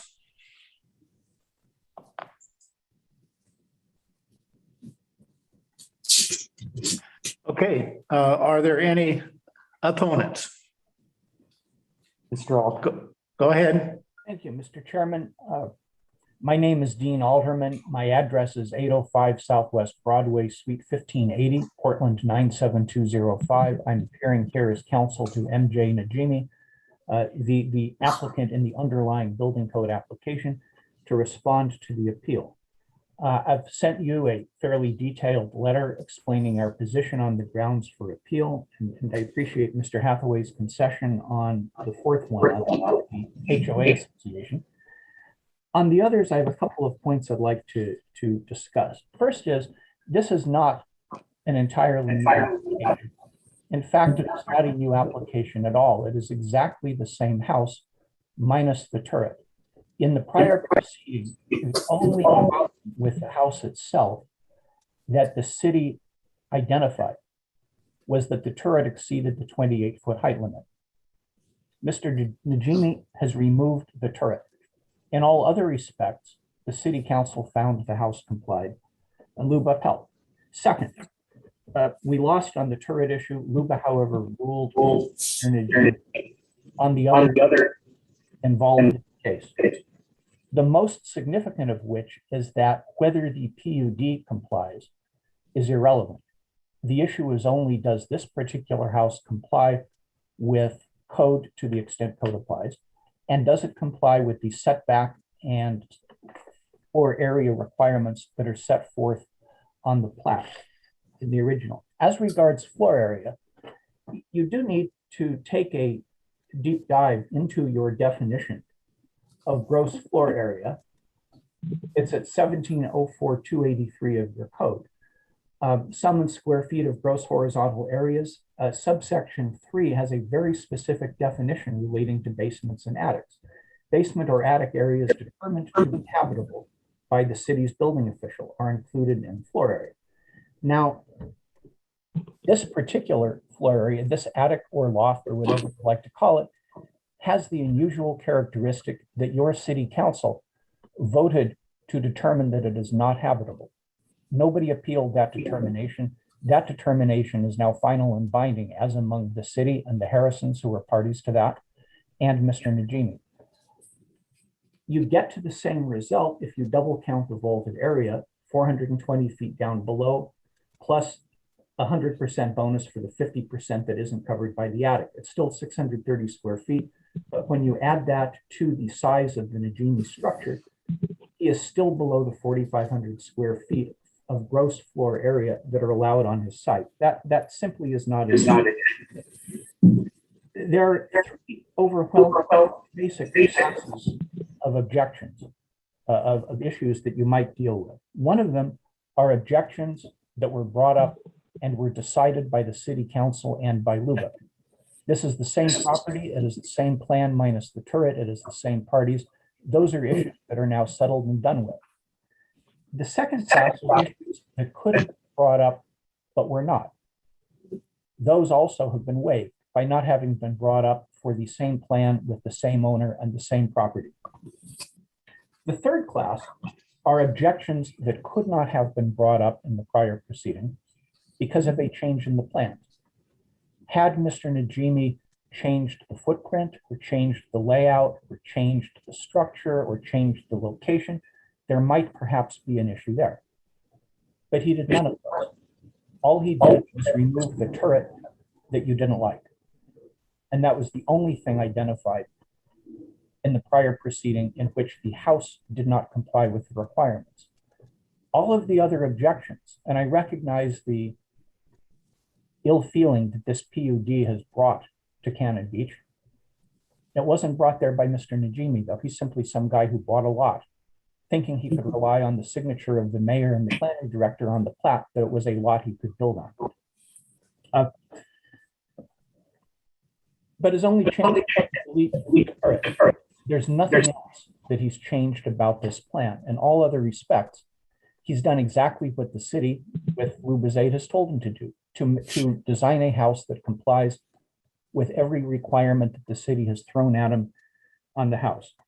I would like to draw your attention to one more state statute, ORS 227-175 sub 4 sub B, which says that a city may not deny an application for a housing development, and a single family home counts as a housing development inside a UGB if it complies with clear standards. All of the actual clear and objective standards Mr. Najimi has complied with. As to the garage, there is a different issue which I can take up with the city attorney about what happens if you choose to deny his building permit based on what somebody else did on a portion of the property that Mr. Najimi doesn't control. If you choose to say that that prevents him from providing a house with a garage that is clearly accessory to Mr. Najimi's house, we have a different issue, and we will take advantage of the extension that Mr. Hathaway rejected to explain our position on that issue, since that is something new. I have one other point I would like to cover, which is that in the first hearing, Commissioner Kerr reflected at some length after the public hearing had closed on the idea that in her view, this application did not comply with the spirit of the planned development. And I have two things I'd like to say in response. One is that spirit of the planned development is not a criterion in your zoning code. It simply does not exist. Second is that in this zone, had it been developed conventionally with 2 lots pointed east and 2 lots pointed west, the site size would allow 15,000 square feet of building area as of right. Instead, when you approved the PD, you limited the habitable floor space to 9,000 feet, which is allocated in a very exact manner among the 4 lots. And even when you add on the non-habitable space for 4 garages or 5 garages, if you wish, you come to at most 11,500 square feet or so of floor area, of gross floor area. How you honored the spirit of the planned development was by reducing the maximum floor area on this property by about 3,500 square feet, or about the size of 1 large house, as you know from one of your prior items tonight. In short, Mr. Najimi has complied. He has solved the one objection to the house that the city identified in the past proceeding. He would like to build his house. He has complied with the code. If you should choose to deny it, then I would ask that you identify with particularity as required by state law in what respect his house, not the PUD, but in what respect his house does not comply with your code or with the plat. Otherwise, I'd ask you to approve it. Thank you. Okay, are there any other opponents? Jane, looks like Jane. Who is it? Yeah. Hi there. Can you hear me? Yes. State your name. State your name and mailing address. Jane Harding and Victor Harding, P.O. Box 1386, Cannon Beach, 97110.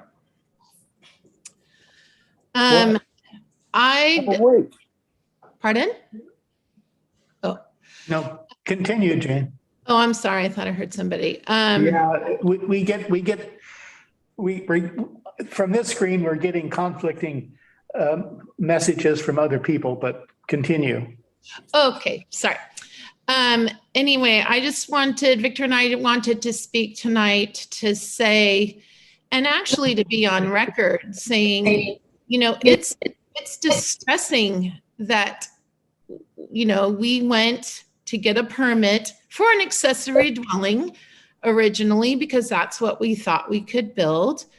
And then the city, after we've got our permit, took that permit away. We didn't balk about it. We were like, okay, our bad. We will concede. And we agreed the reason why it looks like the way it does is because we agreed that we would keep it the same because we had already ordered all the windows, everything. So skylights, everything. Okay, so yes, it's a beautiful garage. But now you wanted, before you took it to Luba, I felt were using us as a ping pong ball, saying, okay, now we want to turn that. We fought so hard for you to have that as a garage, but now we want to turn it back into livable space. I thought that was unusual, but you redlined it. And now you're trying to make that again as habitable space or livable space, or I'm not really sure what you want to call it. What I'd like to propose to you and say to you is that Jeff Harrison, who is across the street, he's got a camera on our building 24/7. He can see we're using it as a garage. We've been using it as a garage for 1.5 years. And funnily, the pictures that they sent you was the front part of the garage, which is an art space. Now, if you say to me, we can't have, I guess anybody in Cannon Beach, you can't have a woodworking shop, you can't use it as an art space, you can't use it to store stuff. I guess I'm as a person living here, I'm confused. I'm coming to the city, and the proverbial we're coming to the city and asking what we can or cannot do. Now, I'd also like to say, you've put us in a horrible position with our neighbor. We do not want to have this so that he can't build. We want to be a good neighbor. And so I don't know what you need to figure out is it's been up for 1.5 years. 1.5 years. And so why now? And so, if it means that you need us to sign something that says it never can be lived in, we're fine with that. If it means that, okay, you take the floor, we can't use the upper space. It is it's unusable in the sense that the way that you're saying that we are using on it. And Jeff, I'm sure your cameras could see if we were using it at night, there'd be lights up if we were living there, there'd be lights up in the skylights, which you'd have a camera on that. So I'm frustrated. We're very, very frustrated. I'd like to interject Victor Harding here. So, no, let Jane finish speaking. Go ahead. Okay, so, I just would like to say that I think it's unbelievable, especially as someone, a layperson coming and getting a permit. You're given a permit. I have you on to get that permit. And fine, mistakes are made. You've taken it away and now you've given it back or tried to give it back. I don't know. It's distressing and it puts us in a terrible position. That's it. Okay. Victor, did you have something as well? Thank you very much, Victor Harding, P.O. Box 556 North Laurel. 1386. 1386. One thing I just want to clarify is I keep hearing about the second floor garage. For a 2-story garage, how do you get up to the second floor? Maybe Jeff, you might be able to answer that for me. And I wonder how you would, because there's no stairs. And when we were given the building permit, we complied and agreed that we wouldn't put in a staircase. That was part of the agreement. We didn't get it there. So not only is there not a stair, and get up there. So we are happy to get up there. We don't live up there. We don't live in the garage. And quite funnily enough, and to Jane's point was, when those photographs were taken, oddly enough, it never showed the car that was the big elephant in the room, which is right there. So it is a garage. and you can't live in it. And yes, maybe we're criminals for putting electrical outfits here and there. And, we use the skylights that we'd originally purchased. But other than that, I can't see what else this is all about. And if actually anything else, it's more of a harassment is what this is. So with that, I'd just like to end by saying that. Okay. Can I just say one more thing? Can I just say one more thing? Yes. I really feel that you cannot hold it against us about what can we do. I mean, it's like saying you're going to build the Taj Mahal in your garage. I guess I can, but I'm not. And also, you need to also ask Jeff Adams, or Jeff, maybe you can answer this. He's come out multiple times after our building permit to check and see that we are not using it as living space. So anyway, there you go. So okay. Are you finished? Yes, thank you very much. Thank you very much. Okay, any other opponents? Okay, staff response? I think they have a rebuttal. What is it? They have a time for rebuttal. Bill, do they have? Yeah, so let me address a couple different things. One, we heard a request for continuance, and under ORS 197763, the city is required to grant it. So we can talk about whether we want to have a continued hearing at your next meeting, or whether to leave the record open, have all the documents submitted, and just get to deliberations next month, as we've done before. The other thing that I heard is that I heard from the appellant, Mr. Hathaway, a request to have final written argument. I would suggest that he's not entitled to final written argument. Mr. Alterman, as the representative of the applicant for this property, has the opportunity for final written argument. But tonight, what I would suggest that you do is allow rebuttal first by Mr. Hathaway, and allow him to rebut what he's heard, and then the final word from Mr. Alterman, as the applicant always carries a burden in these materials, and then have staff response, and we can talk about whether to have an open record period and come back for deliberations, or whether to continue to a hearing for additional testimony. Well,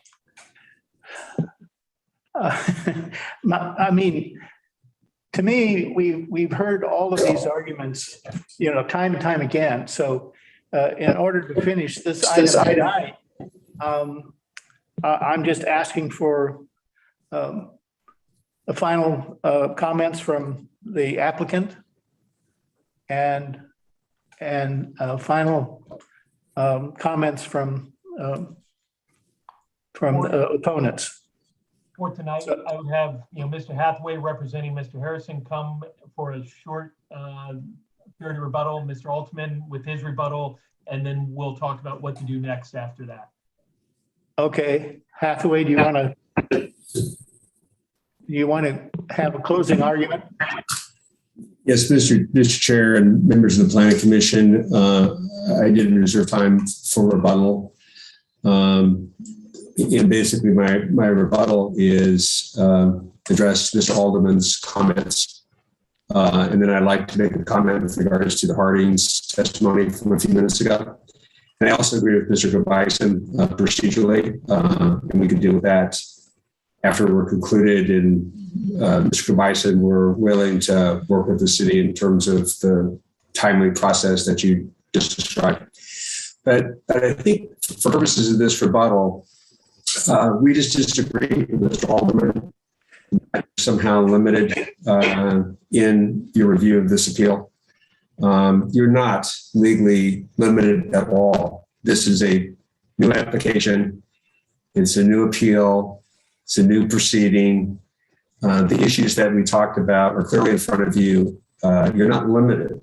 Your Planning Commission has the authority to act on each and every one of these appeal items, in our opinion, the way that we have presented them to you in writing and then today orally.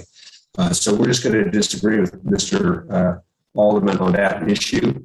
We think you have the authority to act on our notice of appeal for all the issues that we've raised. With regards to the FAR issue, I think there's a lot of confusion with regards to how the planning commission is to determine whether or not this 210 square foot loft area needs to be counted, because our argument, as I presented it earlier, doesn't have anything to do whether it's habitable or not. It's a question of whether or not this qualifies as an attic. And if it's an attic, then it doesn't have to be counted. But you see, this isn't an attic because it's finished. There's a finished product there. It's not an attic. And whether it's habitable or not doesn't make any difference whatsoever, at least based on our position. It's not an attic under your code, and therefore it needs to be counted. So again, I think we disagree with Mr. Alderman on that point, because he's trying to make it a habitable issue that apparently had been previously decided. We're not disputing staff's position that this isn't habitable, but that's not the reason why you either count or don't count it. With that, again, we would appreciate the opportunity to participate in a continued process that Mr. Bison will define, so that we can have an ending to all these issues in a formal way. And we appreciate everybody's opportunity tonight to testify and for you to listen. With regards to Hardings, I personally understand what they're talking about. And it appears to me that the Hardings have done everything that's been asked of them by the city. And we're not in this appeal aiming anything at the Hardings. My clients don't have any reason to say anything about the Hardings. Our issues are with the city of Cannon Beach. And I hope that at the end of these appeals, this appeal in particular, that these matters can all get resolved and everybody can have exactly what they want, that the key is within the law. And I think that's the issue, unfortunately, that's before this planning commission. So Hardings, I appreciate your testimony. And I hope that things can work out for everybody. And you're not going to have any opposition from us if there's a way to do that. So I'd just like to make that comment to you and appreciate your testimony. With that, Mr. Chair, that concludes our presentation. Okay. So any final words from Alderman? Oh, sorry. Okay. Just 1 second. There you go. All right. Thank you, Mr. Chairman. Dean Alderman again for the underlying applicant, Mr. Najimi. 2 very short points to make. One is that I had thought, and I hope I'm mistaken, but I thought I heard Mr. Hathaway in his initial presentation state that in his opinion, the Hardings garage was a violation that should be removed, which is very different. And I appreciate the change in his closing remarks, since the Hardings garage is not Mr. Najimi's project and is in that sense unrelated to what he has done. Second, and more generally with regard to the appeal, is that the appellants are appearing to ask that the city withhold building permits from individual lots in the subdivision in the guise of an enforcement action against the developer of the subdivision. In your code, section 17.94.020, there's a list of remedies to go enforce decisions, but none of them is withholding building permits from somebody who comes along later. And with that, I would close.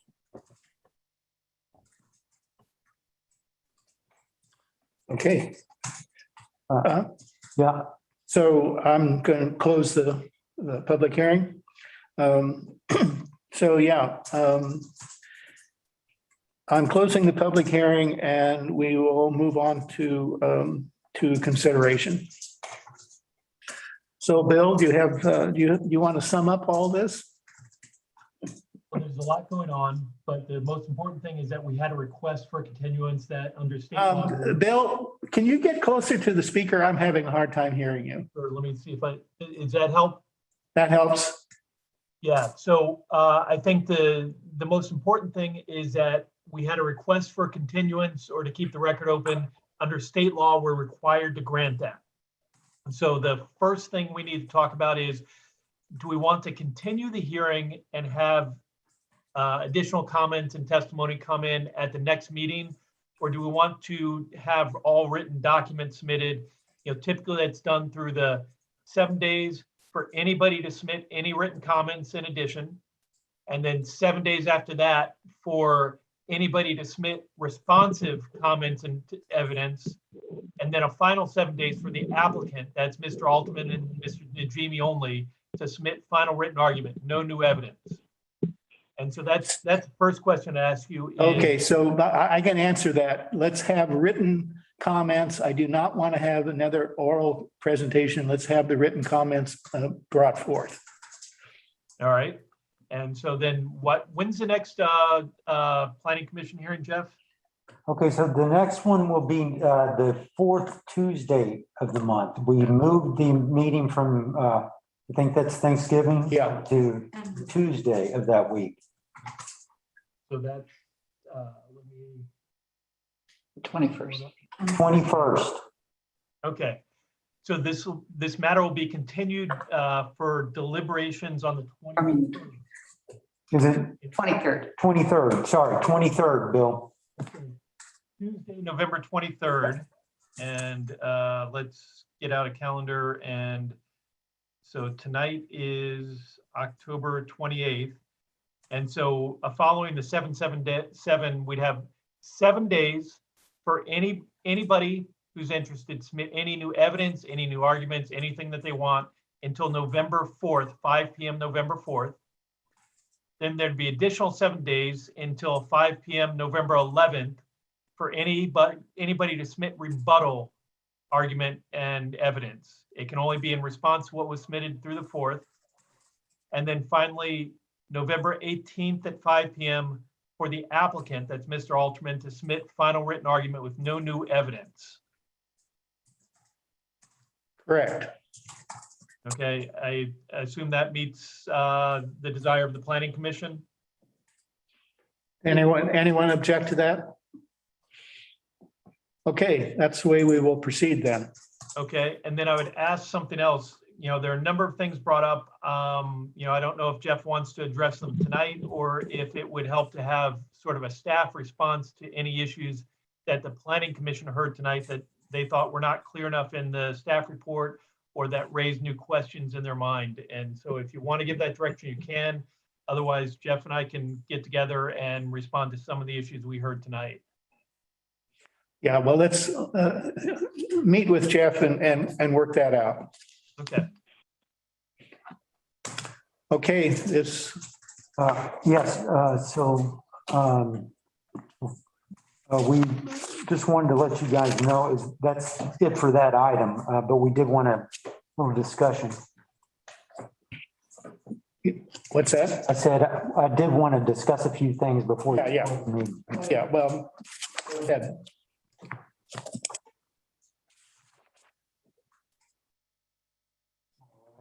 So Jeff, I'm okay with that. If you feel like you need to respond to something that was said tonight or something you weren't able to say, I would be in favor of that.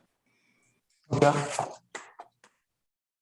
And so do we need a vote for signing of orders? Yes. No, we have the first item. Yeah. The first one, Yeah. Is there a motion for the chair to sign the appropriate order? So moved. Is there a second? Call the roll. Commissioner Kerr? Okay. Commissioner Knopf? Yes. Commissioner Newton? Yes. We never got, Patrick said she could hear us. I've been messaging with her, but I don't know. So try unmuting her. She was able to hear us. He is unmuted, yeah. Commissioner Patrick? It may just be she hasn't unmuted herself, I don't know. How about a thumbs up or thumbs down? Can you see her? We don't see her. All right, Commissioner Byrd? She called your name. Joe? Oh, there she is. Yeah. Okay. Oh, Commissioner Byrd? Yes. Janet, can you hear us? Yeah, see, they called her. Oh, no, that's Phyllis, Oh, that's Phyllis, I sorry. think. Sorry. Or Phyllis. Commissioner Bennett?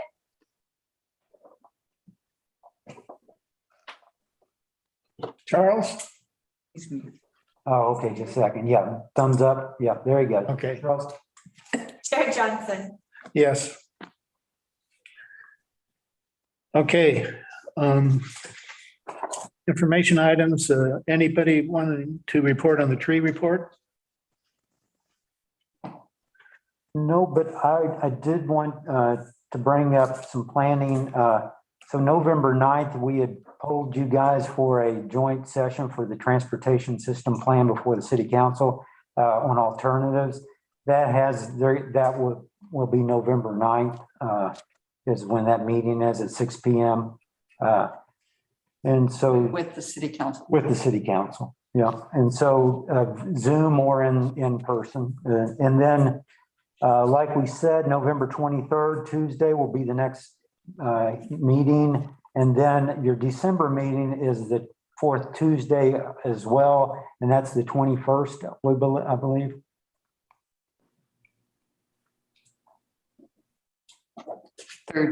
Third Tuesday. Oh, third, you're right, because, Yeah, it's December 21st and November 23rd. yeah, November 23rd, December 21st, right? Okay. All right, thank you. And then, of course, if you have not done your transportation Cannon Beach TSP online survey, which not many have, you had great turnout for the first two, but I think the election and everything else is just, there's a lot going on, but it's not too late. We've got to the 31st. So if you get a chance, at least go review it. You will see in the presentation a lot of this. And so we will have one more round after this of public participation in a kind of a survey format and open online. And that will be on the preferred kind of alternatives, preferred scenarios, preferred alternatives. Okay. That'll be later on. And Yeah, that's just a quick point for you. It appears that some of the issues, at least one other person had the same issue I did. I initially tried to log on with my PC. I could not get audio. I think you guys could see me. I then logged on my Apple phone and was able to work. I hope that's it. I hope that information can help with your technical department, figure out what happens. Yeah, Clay, thanks for giving us that. Because I tell you, this is the first meeting we've had that I can remember. We've had some of that kind of feedback portion. Well, it's certainly we've never had this where everything froze up 2 or 3 times. So I appreciate everyone's patience for this, and we'll get with Rusty, our IT, and try to figure this out. okay. Go to the order. I have an item that I want to discuss, and that is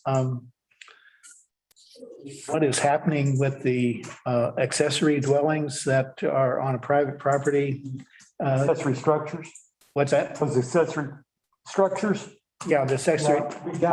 I didn't have time today to look at them, but we gave them to the 31st to get something to us. They turned it in today. So let me review that, and then I'll touch base with you tomorrow. But okay. Yeah, thanks for checking on that. They did get back to us when the time frame. Now, I don't know what their plans are, so I'll let you know tomorrow. Right. And I do just want to mention that they planted 3 trees there. One of them is a ash tree, and the other 2 are maple trees, and Acer Circensis, I believe it was on the label. And I would caution the city to not recommend those particular maples, because a lot of the hybrid maples down here in our salt air do not do well. So I would certainly take a look at what these replacement trees were in the future. All right, thank you. Yeah. Okay, any other items? Are we referring to the same property? Yeah, it's the same. Okay. Yeah. Okay, thank you. Okay, if there are no other items, we are adjourned. Thank you. Thank you for everyone.